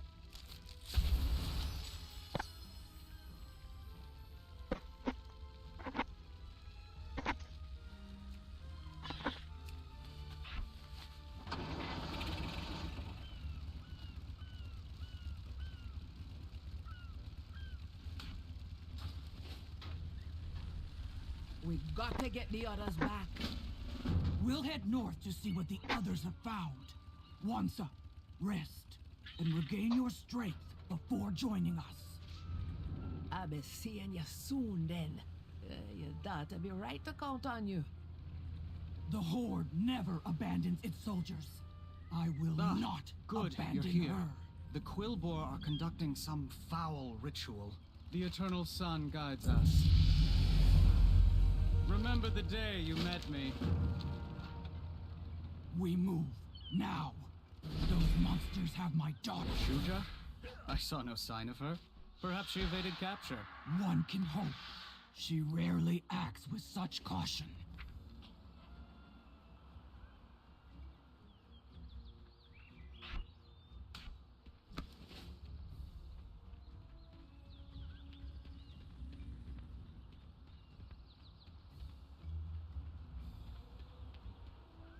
I need to target something first.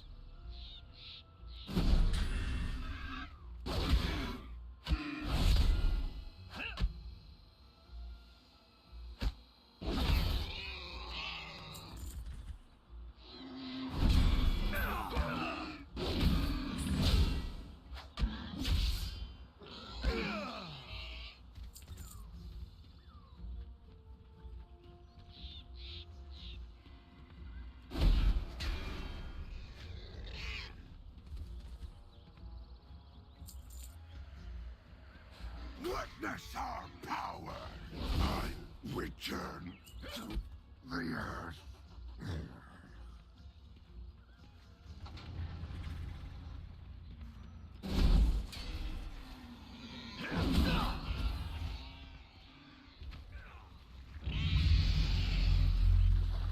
No sacrifice!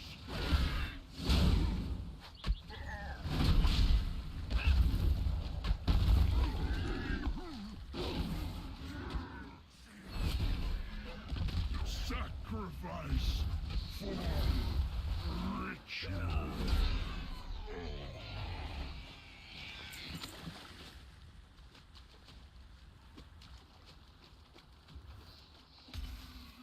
Our thoughts will stand on you.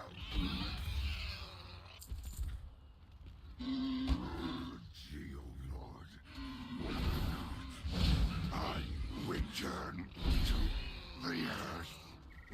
Intruders! You will be our next sacrifice.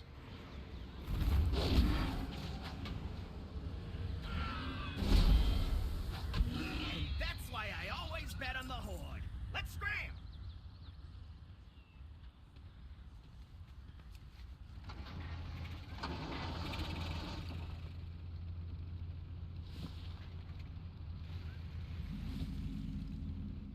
You must be Warlord Brekka, Shuja's mother.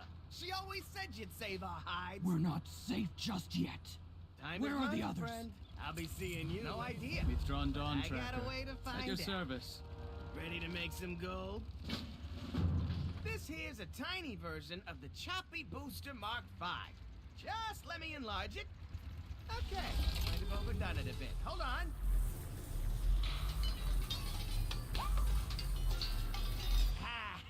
Perfect! It ain't pretty, but it gets the job done. Can you hear me, recruit? Looks like the camera's working like a charm. If it has a camera, then why does someone need to be up there? I need a backup plan, in case your recruit gets dropped like a rock. Is this thing still on? Hey, pal! You accepted all liability by agreeing to this. Be quiet! I see something!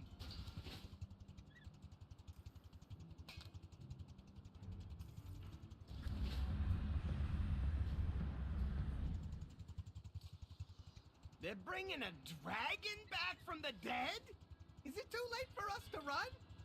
We do not run when our people need us. Find us a way through all of those undead. Hey, you say jump, I provide the rocket boots. How about a giant boar? Whatever you do, make it quick. My daughter's life is at stake. You need it? I got it. Take it sleazy. Well, I promised a giant boar. Now we just gotta deliver.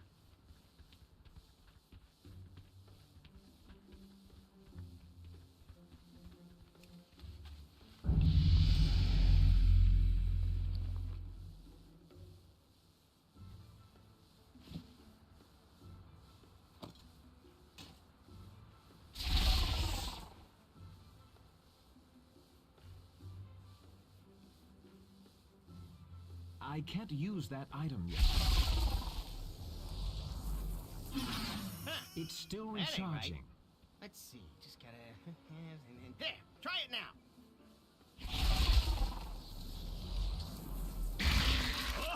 Oh, who needs a giant boar when we can do that? Here, try it again. Now that's what I'm talking about! Let's get back to Grimax.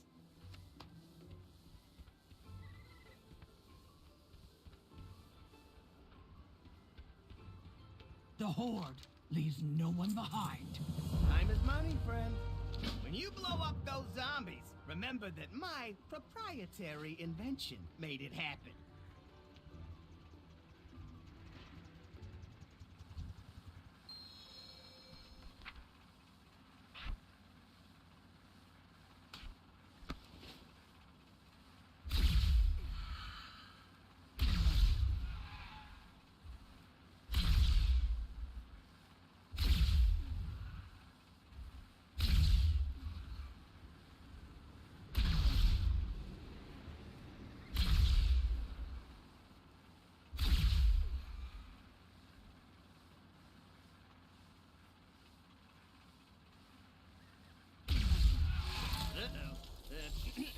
Hey, remember that little talk we had about liability? It looks like that rig is about to explode. Just do keep messaging me. Mother, I failed. The Horde. Hang on, Shuja! Recruit, with me! Look hard! Oh, they fucking slayed it already, dude. Motherfuckers.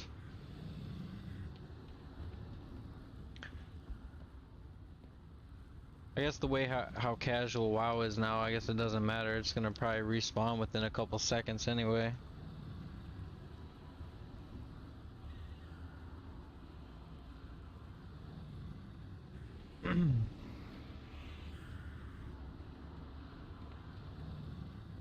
Or maybe not.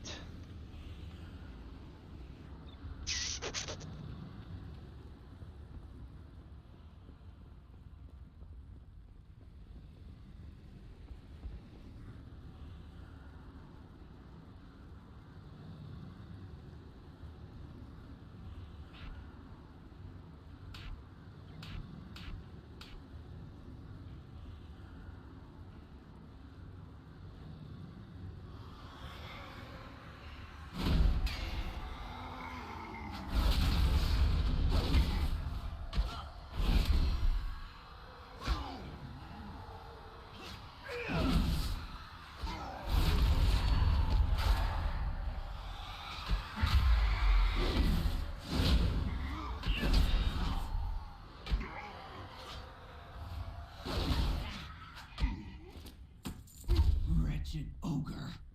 Let's check on Shuja. Mother, I tried to stop the ogres on my own, but I failed. My strength was not enough. Shuja, the Horde is strong. I hate when this stuff gets watered down alone, when the ice but melts. When we stand united. Now, tell me what's happened here. I will do whatever it takes.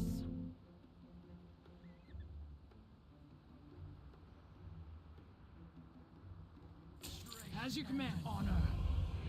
The ogres are using necromancy to raise a dragon from the dead.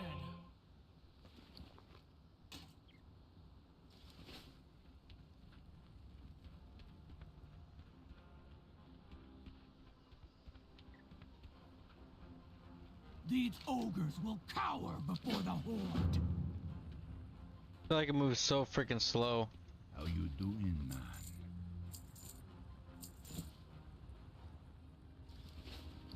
Lita. Together, we can put an end to these rituals. Hey, at least I got a bag. Wait, didn't I just get a bag? What the fuck?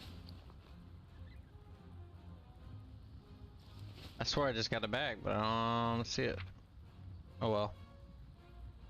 Regular call.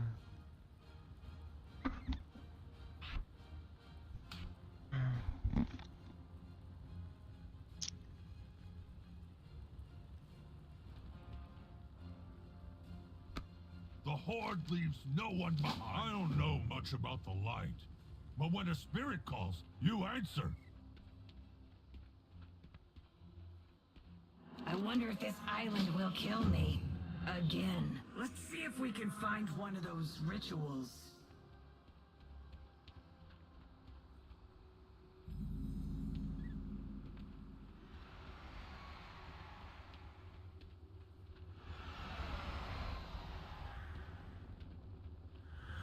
A dark pit and darker magic.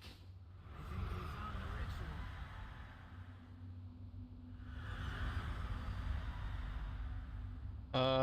Where's the...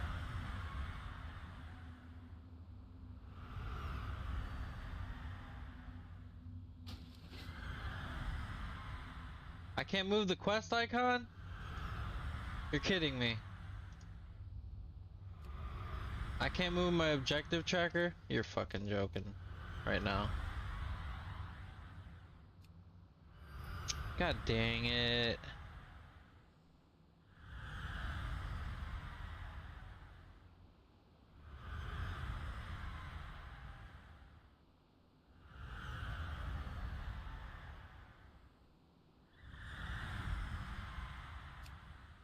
How do I, oh my god.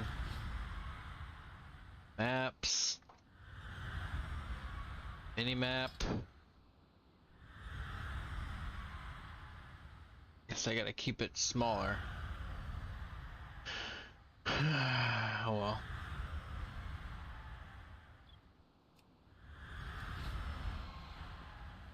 I swore you were able to move the quest tracker.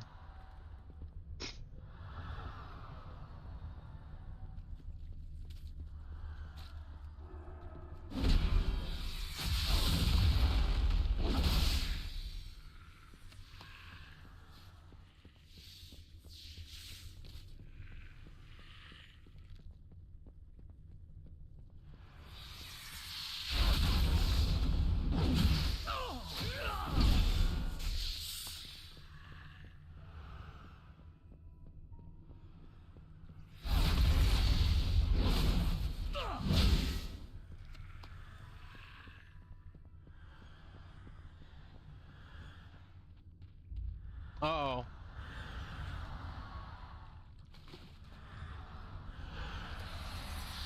Wait a minute, dude. What the fuck?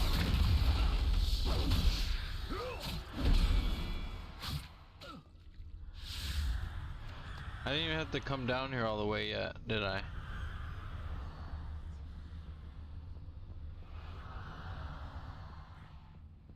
Dang it. Count on me to do some dumb shit.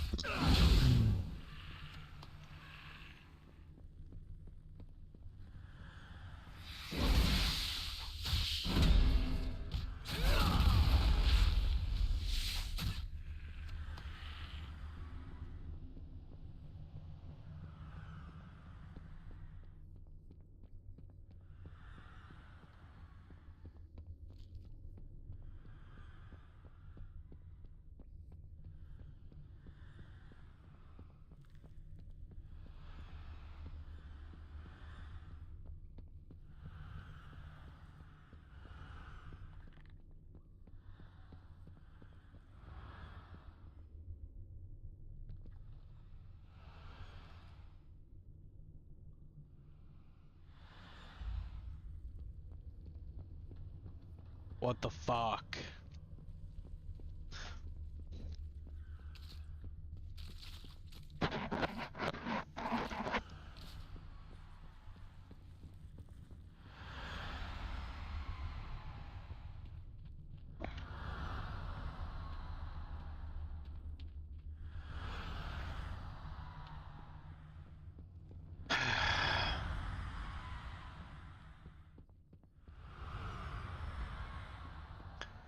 What did I do here, man? Did I? Oh my god, what in the F in shit did I do here? This is getting annoying real quick, dude. Really, really fucking quick. Oh, ha. Never a dull moment with the Horde. You're the only hope those survivors have left. No pressure. And make sure you be stopping that ritual.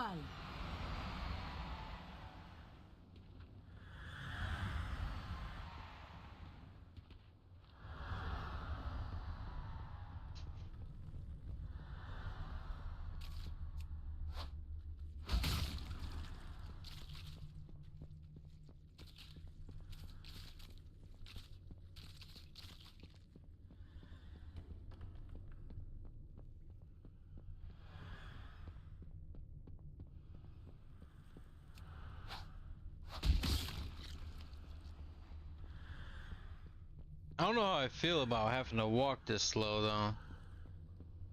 Freaking, this blows.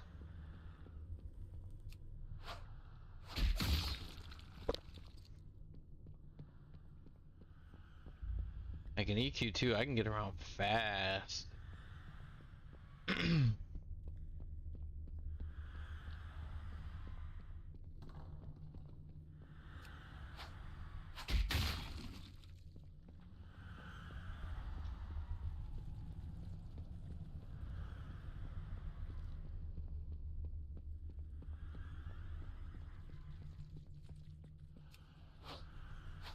A rescue party.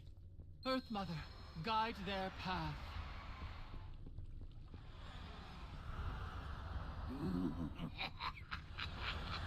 I will harvest your life force, and then those who sealed me in here shall burn.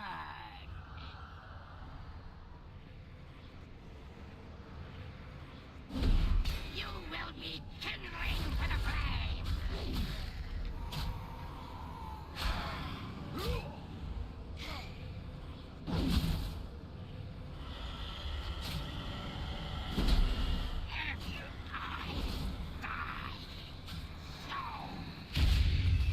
Thank you, friend. I will bear us to safety. Hop on.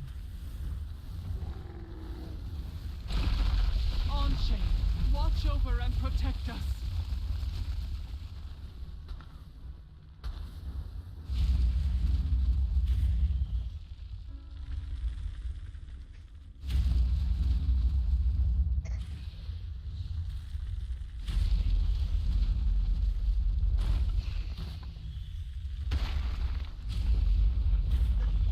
Dark magic has brought ruin to this place.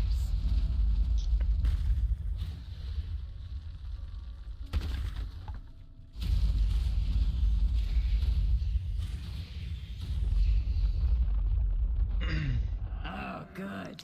You made it out. You did good saving the survivors and killing the spiders. Those spiders had their rightful home destroyed. They deserved better. Well, if you be putting it that way. The Horde You have a hasn't done problem worse with than spiders, this. Wansa? You're seeing the spiders we trolls be dealing with? Sure, you'll not be a fan of them either. We must rescue the others. I will join Bo farther north, where the harpies roost. Meet me there.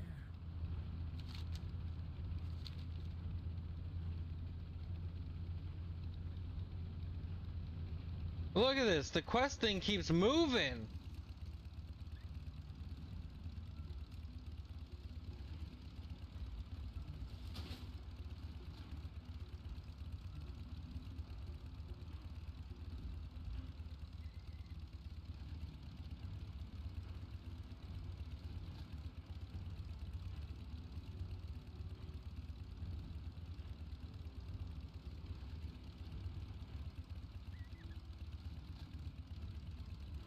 The fuck is mob buffs widget? The fuck is that shit, dude? I don't know what the fuck is going on.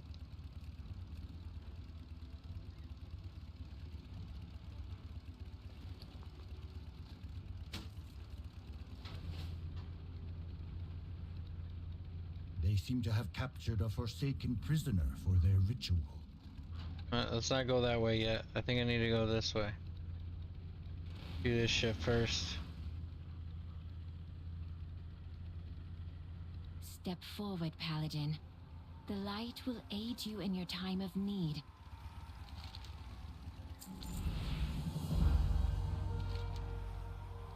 Divine Shield will protect you against the altar's dark magic.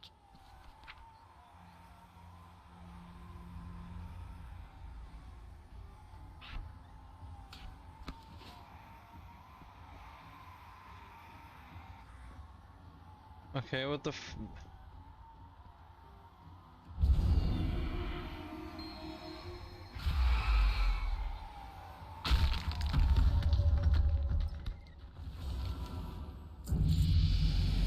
Trust in the light, brave Paladin.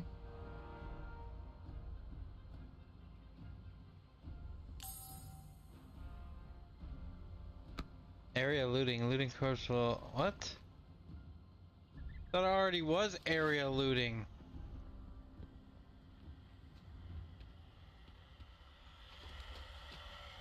I am not dispel the foul magic that binds you here. I attempted to bring an end to these rituals.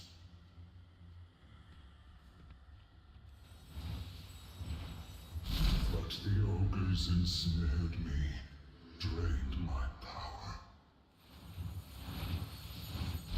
Free me. Alright, all the energy is dispersed. And pass some of my power to you. How do I free you, dude?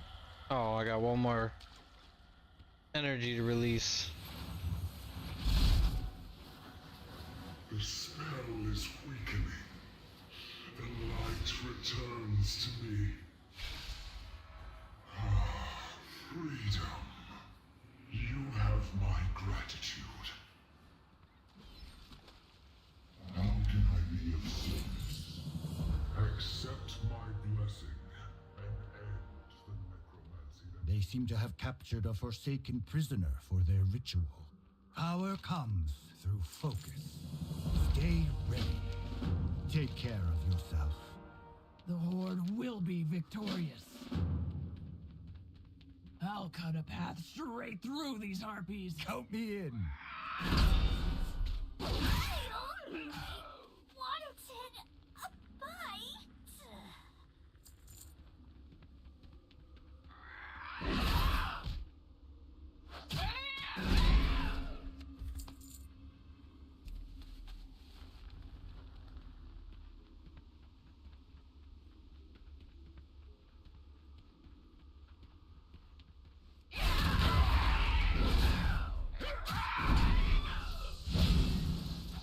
Game sound is still freaking ultra loud, dude. Like, holy shit, dude. They're trying to blow people's eardrums away, dude.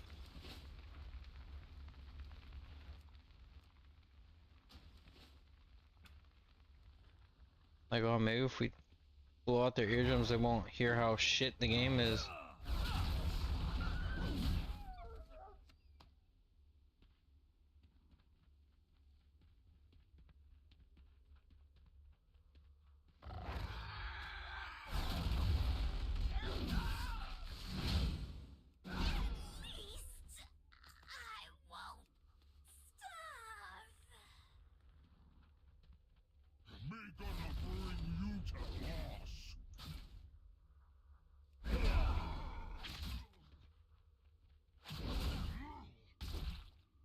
You ain't gonna do shit.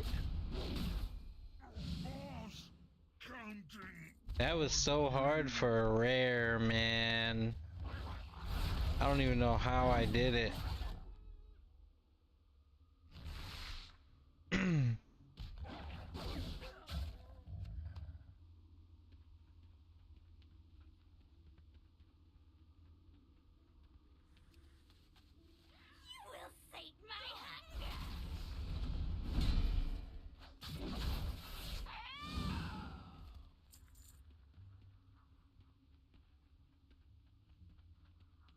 It's too far away. Persistence can win any battle. Maintain your balance.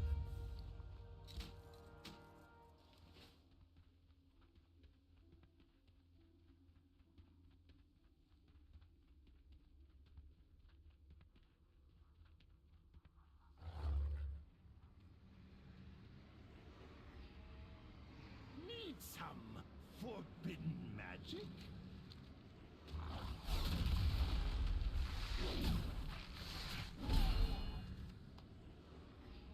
Necromancy. A shame I must break such a fascinating spell.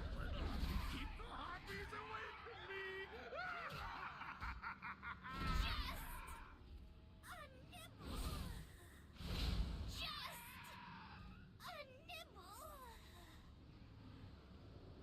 Nibble these nuts.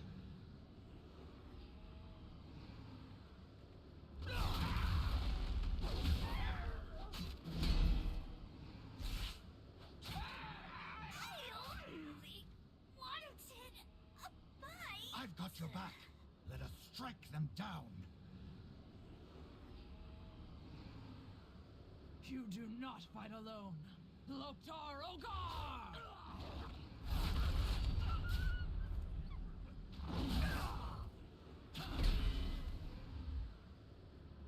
So hard.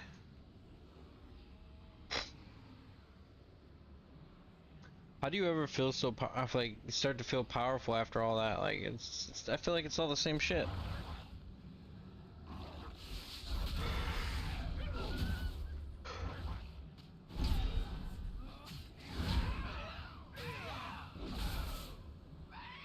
Something big is coming this way. Then we slay it together. Yeah, mud dude.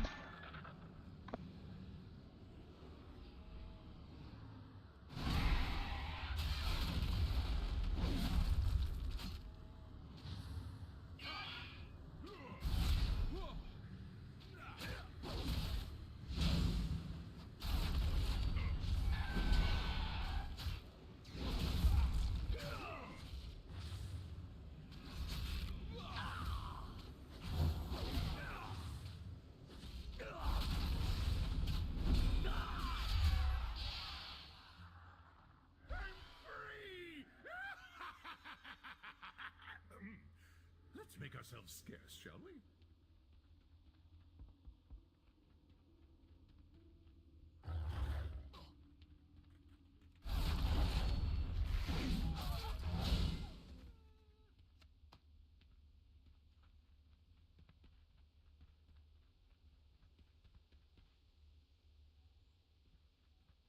Interested in some experimentation? I will do whatever it takes. Elements guide you. Well fought. We're one step closer to crushing those pitiful ogres.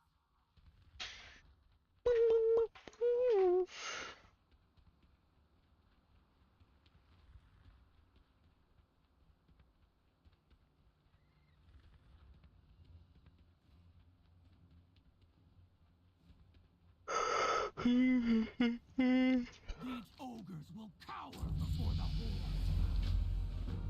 Recruit, we push forward. The rest of you, hold this position.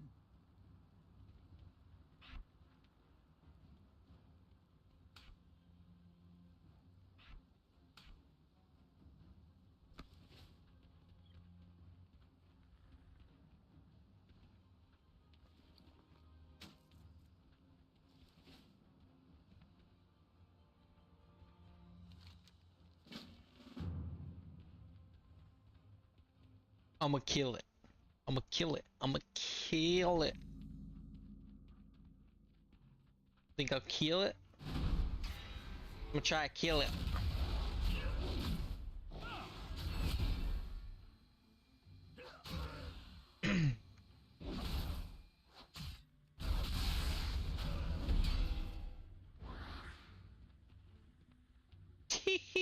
You suck.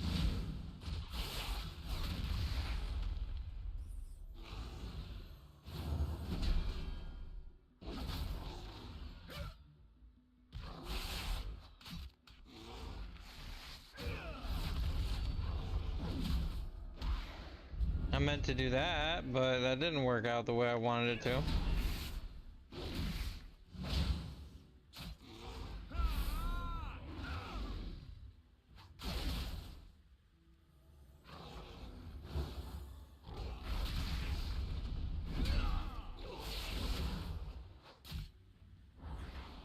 Missed me, missed me.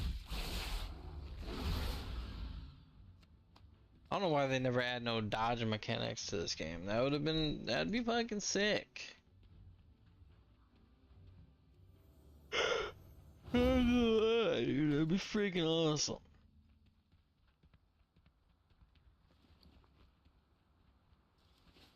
You're injured, press B to open your bag. Yeah, my bag's open, you fucking idiot. Oh my god, dude, this game. Such AIDS. The Horde has endured worse than this.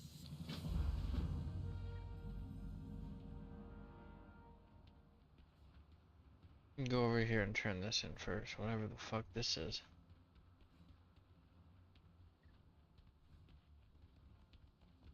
Aw, dude, I was supposed to... Fucking Jesus, man.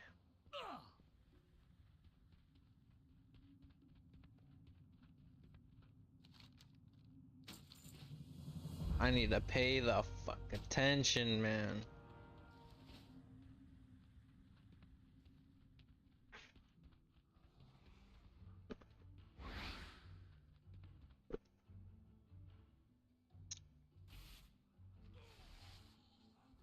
Dude, that hunter got wrecked.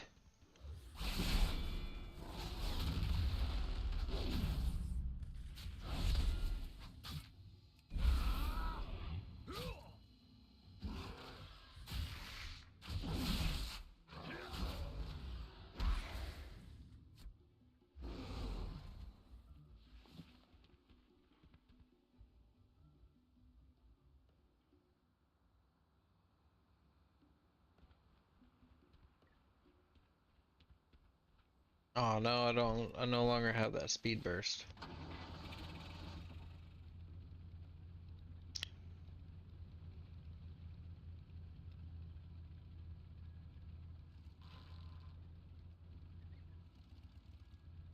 Necromancy.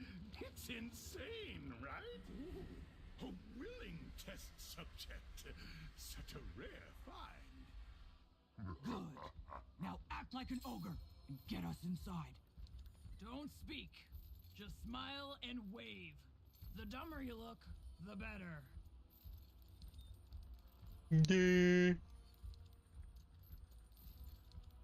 More sacrifices. Go to cooking pit. Wave at Gorgroth. Show what you got. Keep moving. See if we can learn anything about the ritual. What do we have here? All the sacrifices we thought we lost. Hello. Take them to the back. We'll seal them with the wardstones like we did their leader. It is time to complete the ritual atop the citadel. Then all will bow before us.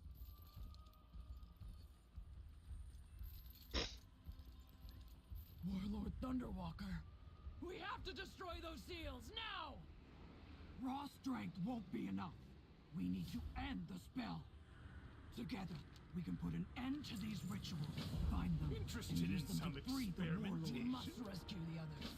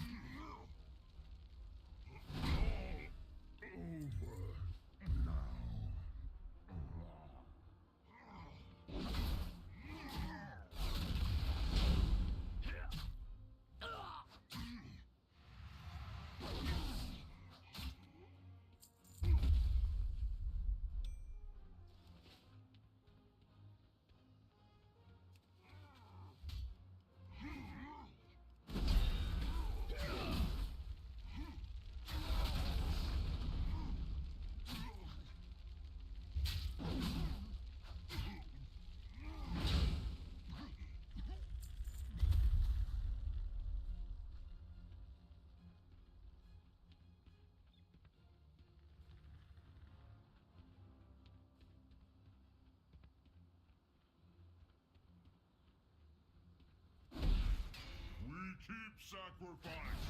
You know, stop it.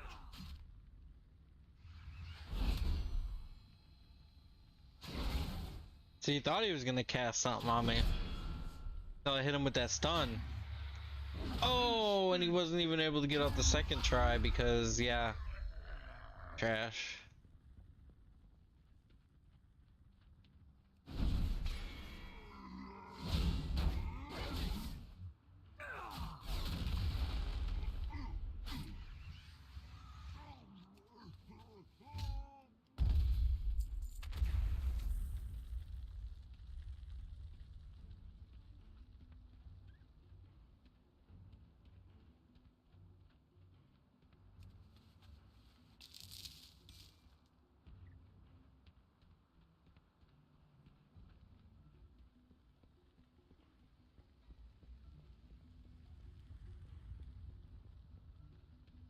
Let's go ahead and take on both these guys at once here.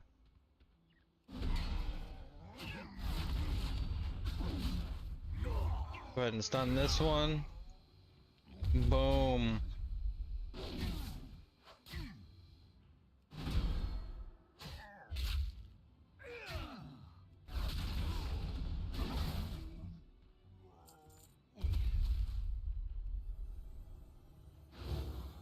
Heal as if I needed to.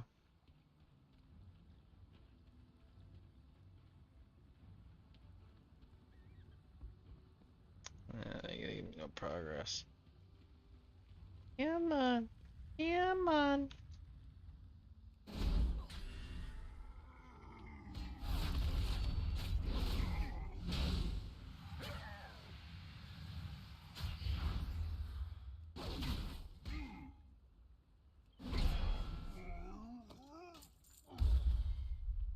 Wait, what am I? What was over here? Oh, I gotta kill one more catapult. Or destroy one more catapult. Here's one.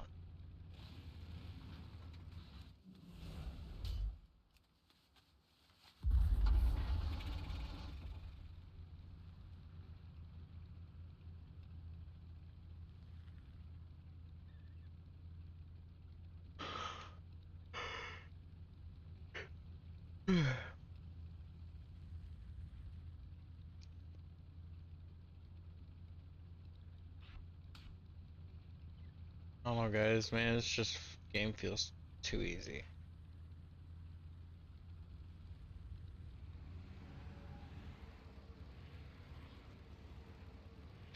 Find your love in U City. Learn how to fucking spell. Forbidden magic? The Horde will be victorious.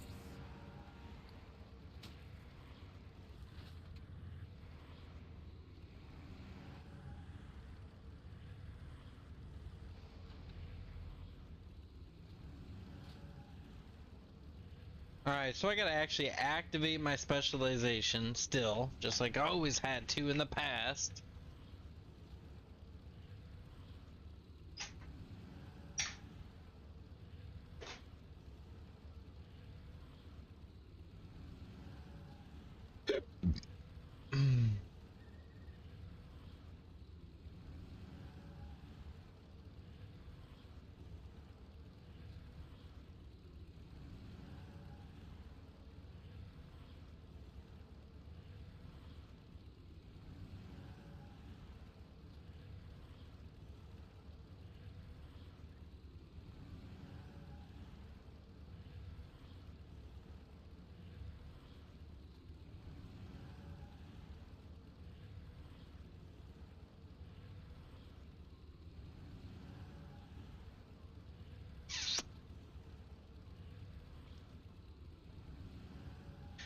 So basically they kept everything the same, but added cool icons to make it look like your choices are different.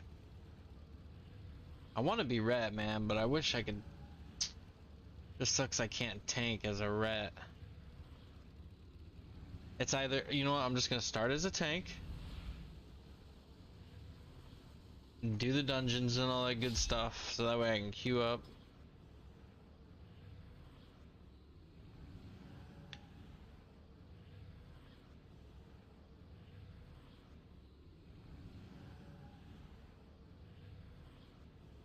There's no choice here, dude.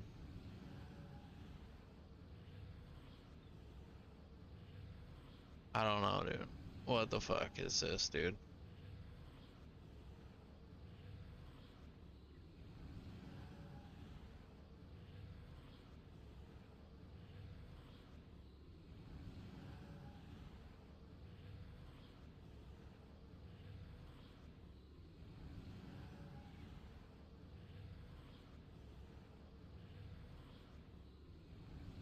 Only usable on enemies that have less than 20% health. What is the fucking point of that? Tell me. To generate a holy power, maybe?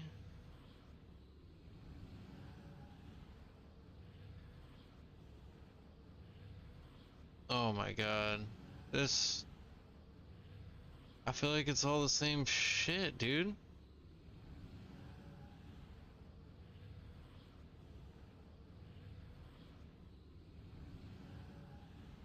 You would think that they would rework all the skills, add some new shit.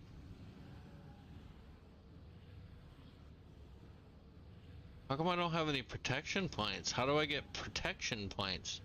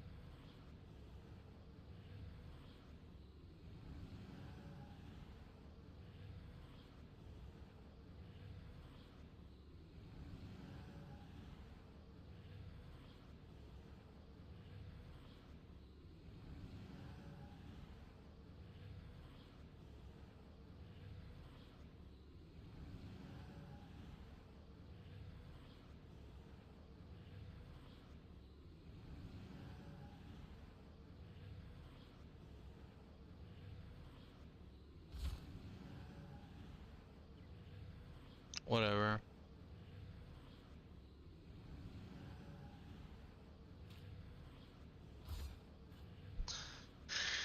Bless is a party or raid member, granting immunity to movement impairing effects for 8 seconds.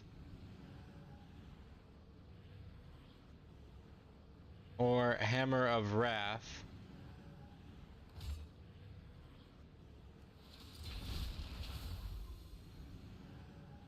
Whatever.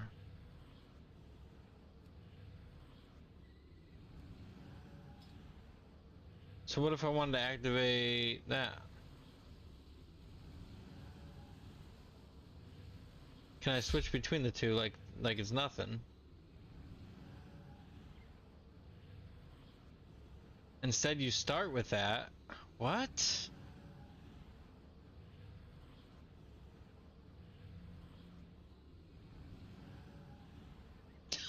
Only difference is what you start out with. What the fuck? I don't want to spend any of these points here. How do I unlock retribution points?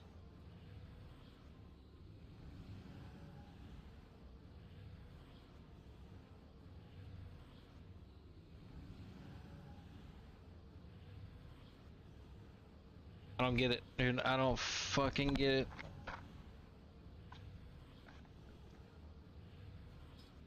Just go back to Proud for now, I guess. Fuck. Makes absolutely no fucking sense, dude.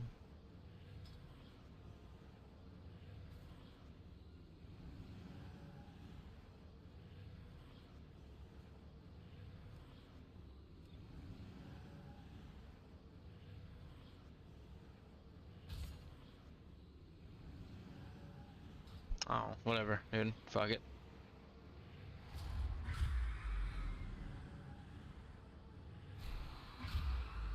Let's just make it look like we rework the skill tree, make them choose the shit as they go rather than just giving it to them. It's all the same fucking options. Maybe a few exceptions on each class. I don't know. I don't fucking know, dude. Let's get out of here first and then we'll start doing dungeons.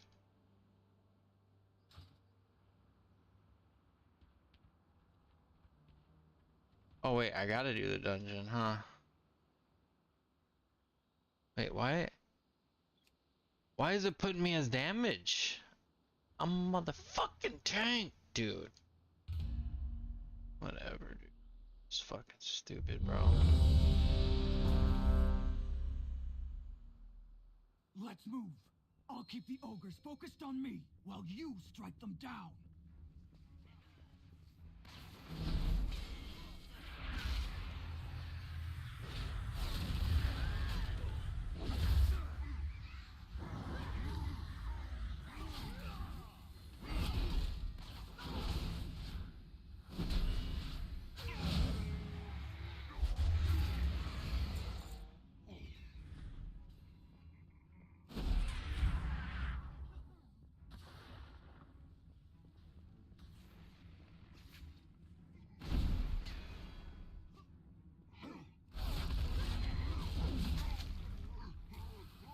We've slain almost all of them.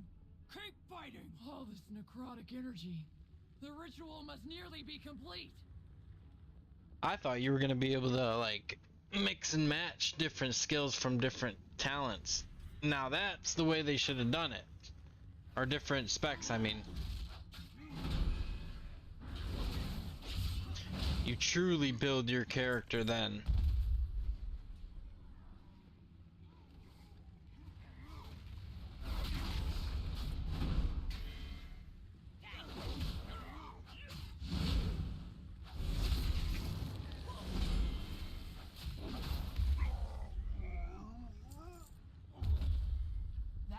Gorgroth's bodyguards. What's our plan of attack? You strike first. I'll charge it out. I'll draw his attention. Shoot up. Heal our wounds. As you command. Loktar!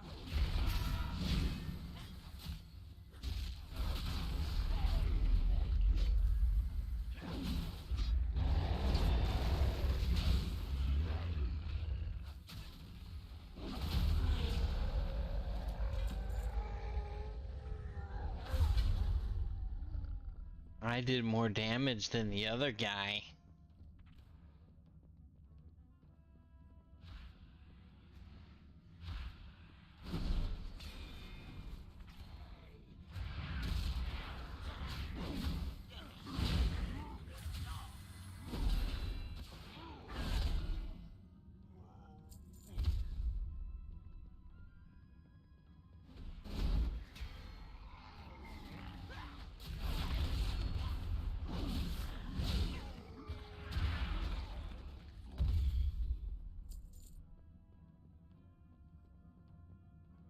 Gorgroth, prepare to join your precious dragon in death!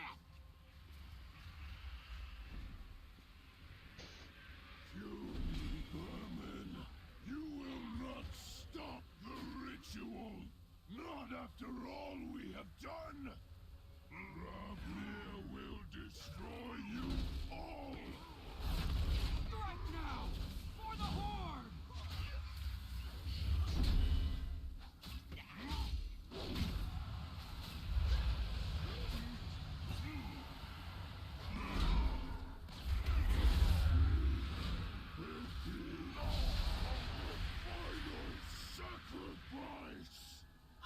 He's completing the ritual.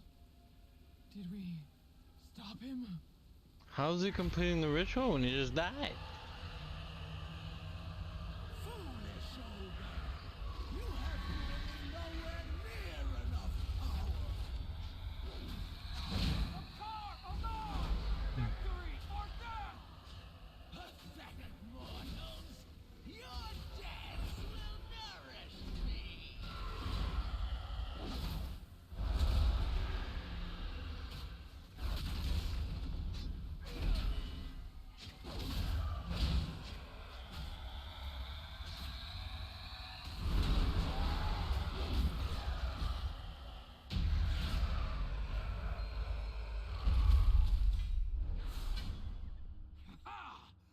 ogres and their dragon lie dead at our feet, and the skies shine clear upon our victory. Horde reinforcements. I knew. Blood and thunder, soldiers! We've been trying to push our way past the storm.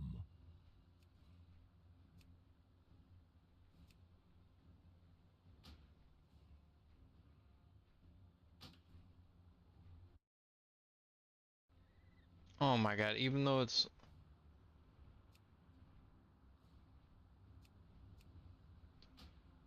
That's stupid. Fucking stupid.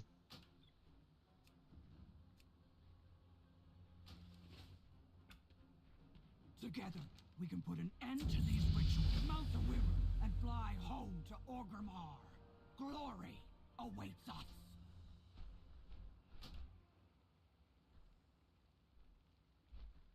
I already left the party. Fucking idiot. To think those brutes could wield such magic. If only I had more time to study it. Yeah, ain't it though? I am glad that you do not. This island must be allowed to heal. Look!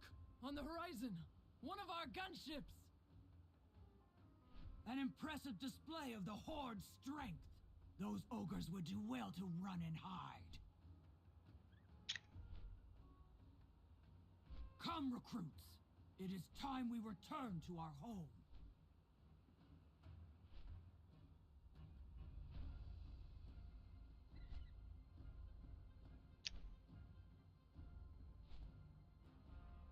Oh, I think I have more fun fucking playing EQ2 than I do this game.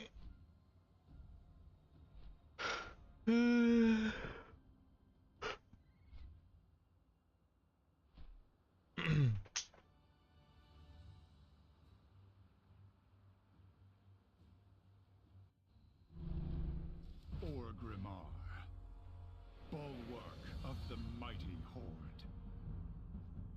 Standing as a symbol of pride and resilience, it is here that its citizens gather to barter goods and muster their strength. Their longtime rival, the Imperious Alliance, poses a relentless threat. But no foe can hope to stand against the fearless soldiers of the Horde. Though the Blood Elf homeland was nearly lost to tragedy and betrayal, your people have reclaimed your birthright and seek a brighter destiny. Ooh. Azeroth faces countless threats. Bold heroes are needed to rise up and defend her. For the Horde!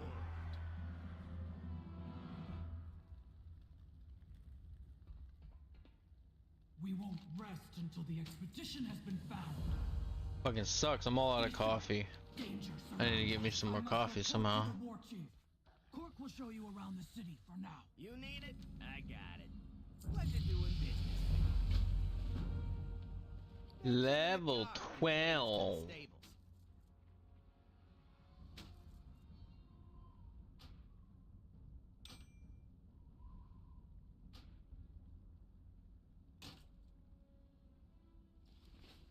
Alright, man, I got some new fucking gear, dude. Directions to stables, stable master. Well, what'd they say? Go forth to victory.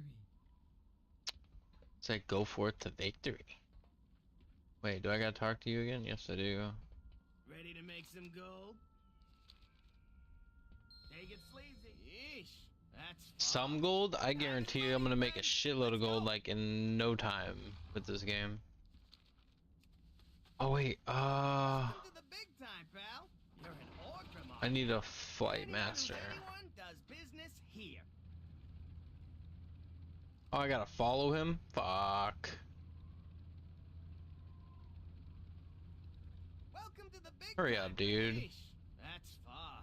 It's hot and dusty. It's hot and dusty, and the orcs ain't always hospitable, but it's got charm, huh? At least they're doing more like voiceover acting and shit like that. That's pretty cool. Time, pal. You're an Orgrimmar now. Anyone who's anyone does business here. Yeah, it's hot and dusty, and the orcs ain't always hospitable, but it's got charm, huh? Can we just hear that? Does he repeat the same shit over and over again?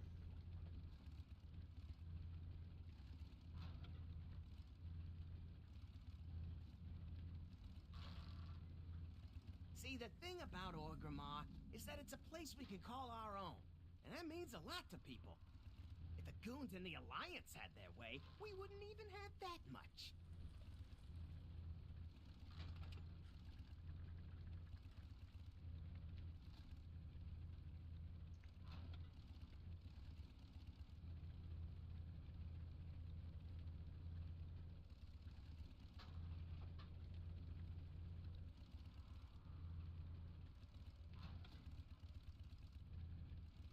Time is money, friend. Let's go. I'm here, dude. What was that?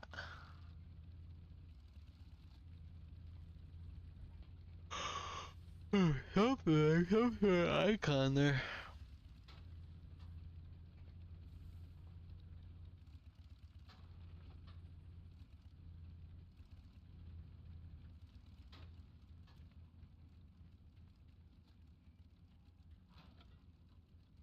We're almost there. The stables are just up that hill. Thank God.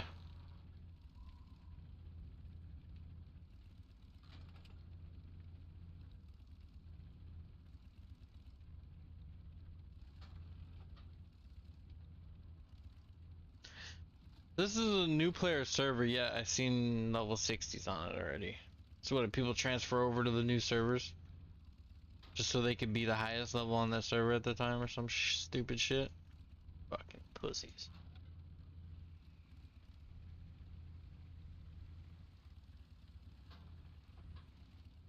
Mogra. Dabu. Speak, friend. For the Horde. Okay, now I can go into my collections. Adventure guide. Solo shuffle.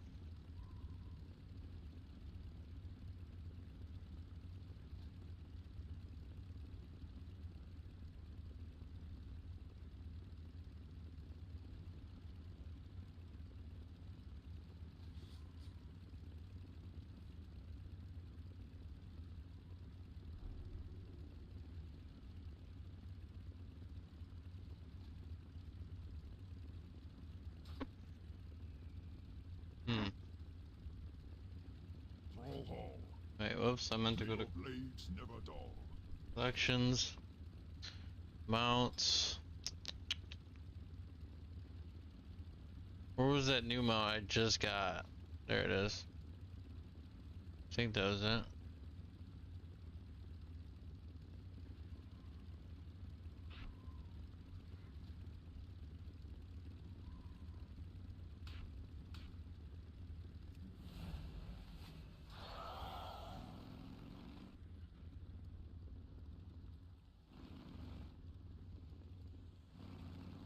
Why are you following me, dude?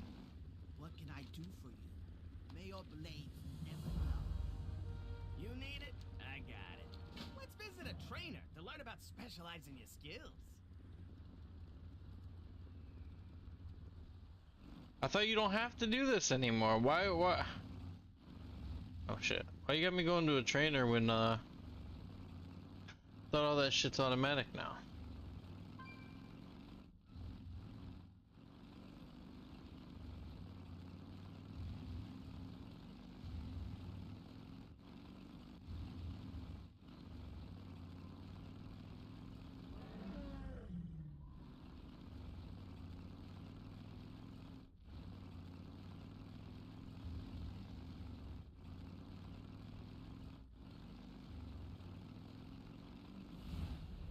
We will persevere.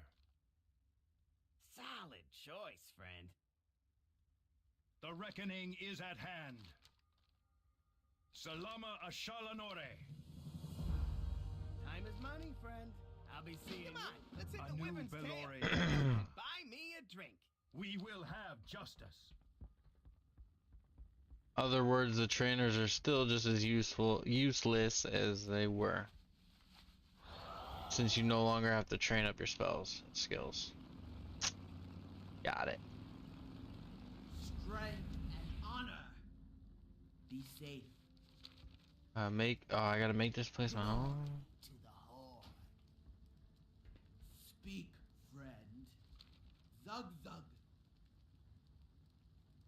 Speak, friend. Farewell. Glory to the Horde.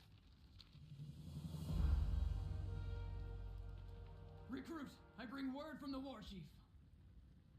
We meet again. The war chief awaits you in Gromosh Hold. Gromosh Hold.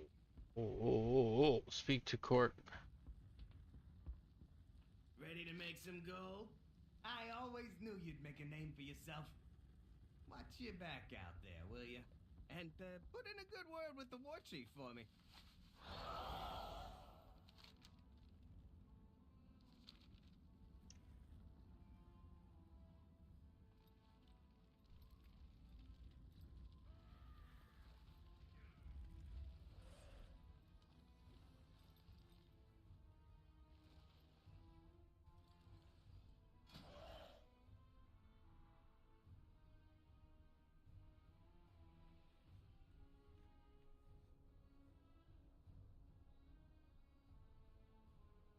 I ain't even really got that many cool mounts.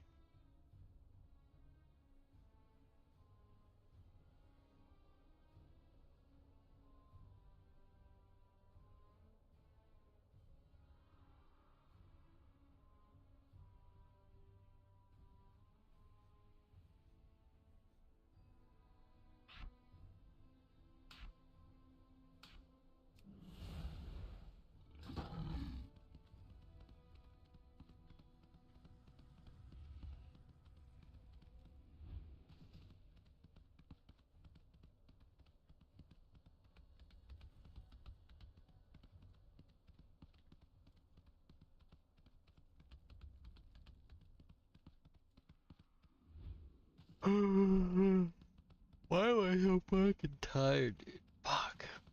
Ate way too much food. Oh, I forgot, dude. We get heirlooms in this game too, man. How far? Oh my god, that's so trash, dude. I'm not gonna use them. Good, fuck that. I don't fucking need that trash.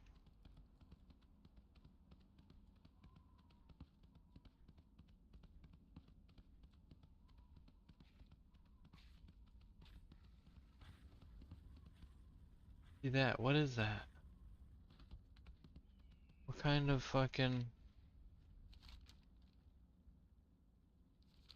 What kind of icon is that, dude? Oh. I have just the thing. Transmogrifier. Okay. No, that's garbage.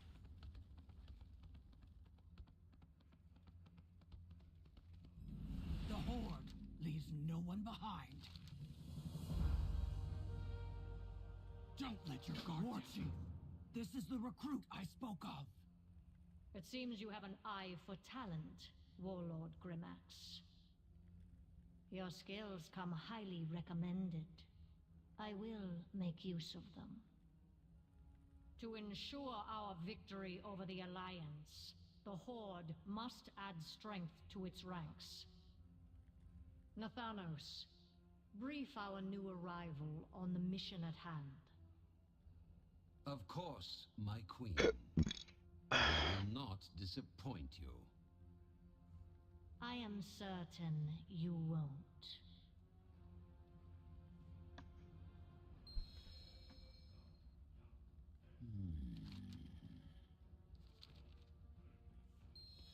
He couldn't explain it in voiceover. Seriously? To get yourself killed.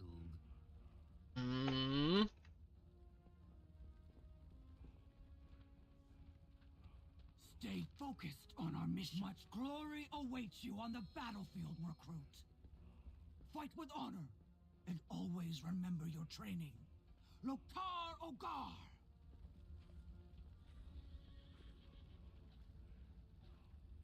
Why is that dude so tall? Shit.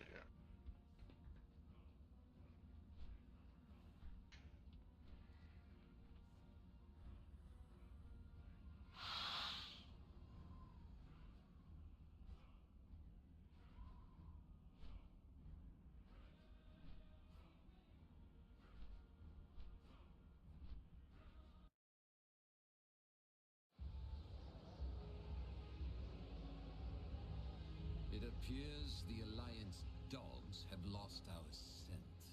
Good, good. Our journey is almost over. I hope the War Chief's faith is well placed. She seems very powerful, certain, in control.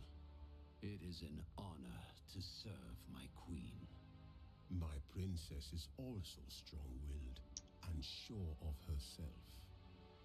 Our king has always found her to be challenging.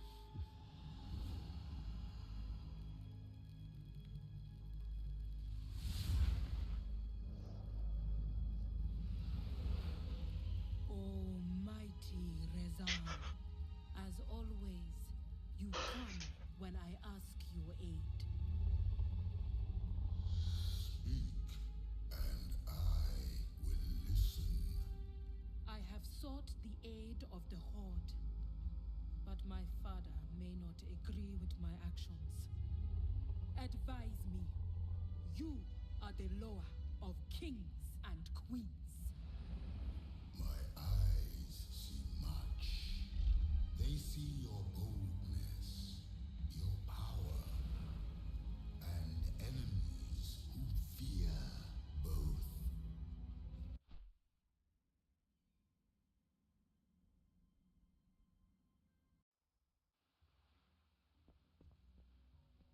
Out with it. Get moving.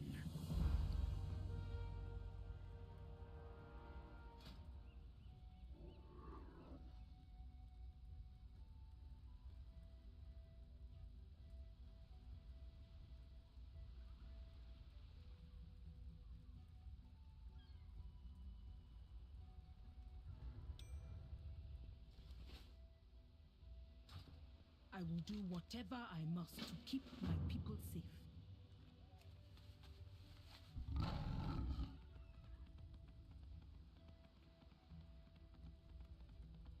We have only a few moments alone. There are things about my kingdom that you must know. Zandala is beset by enemies, both within and without.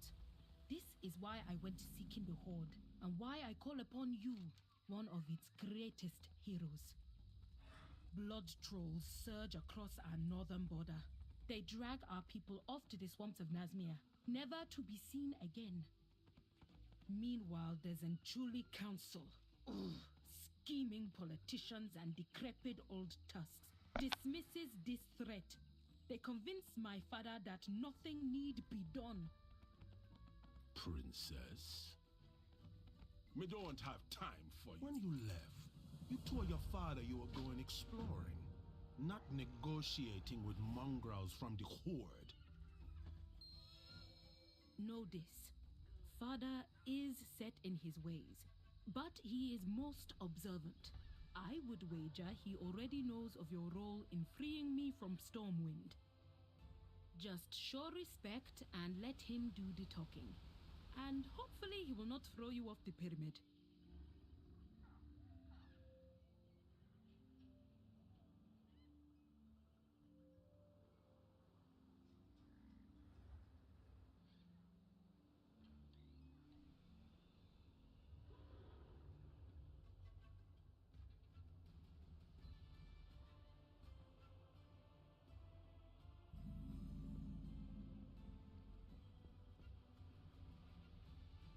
Alright, I don't know. I'm off that for now. I'm gonna go take care of some things today. The rest of the day I'll be back in a little while. Might stream again tonight, I don't know.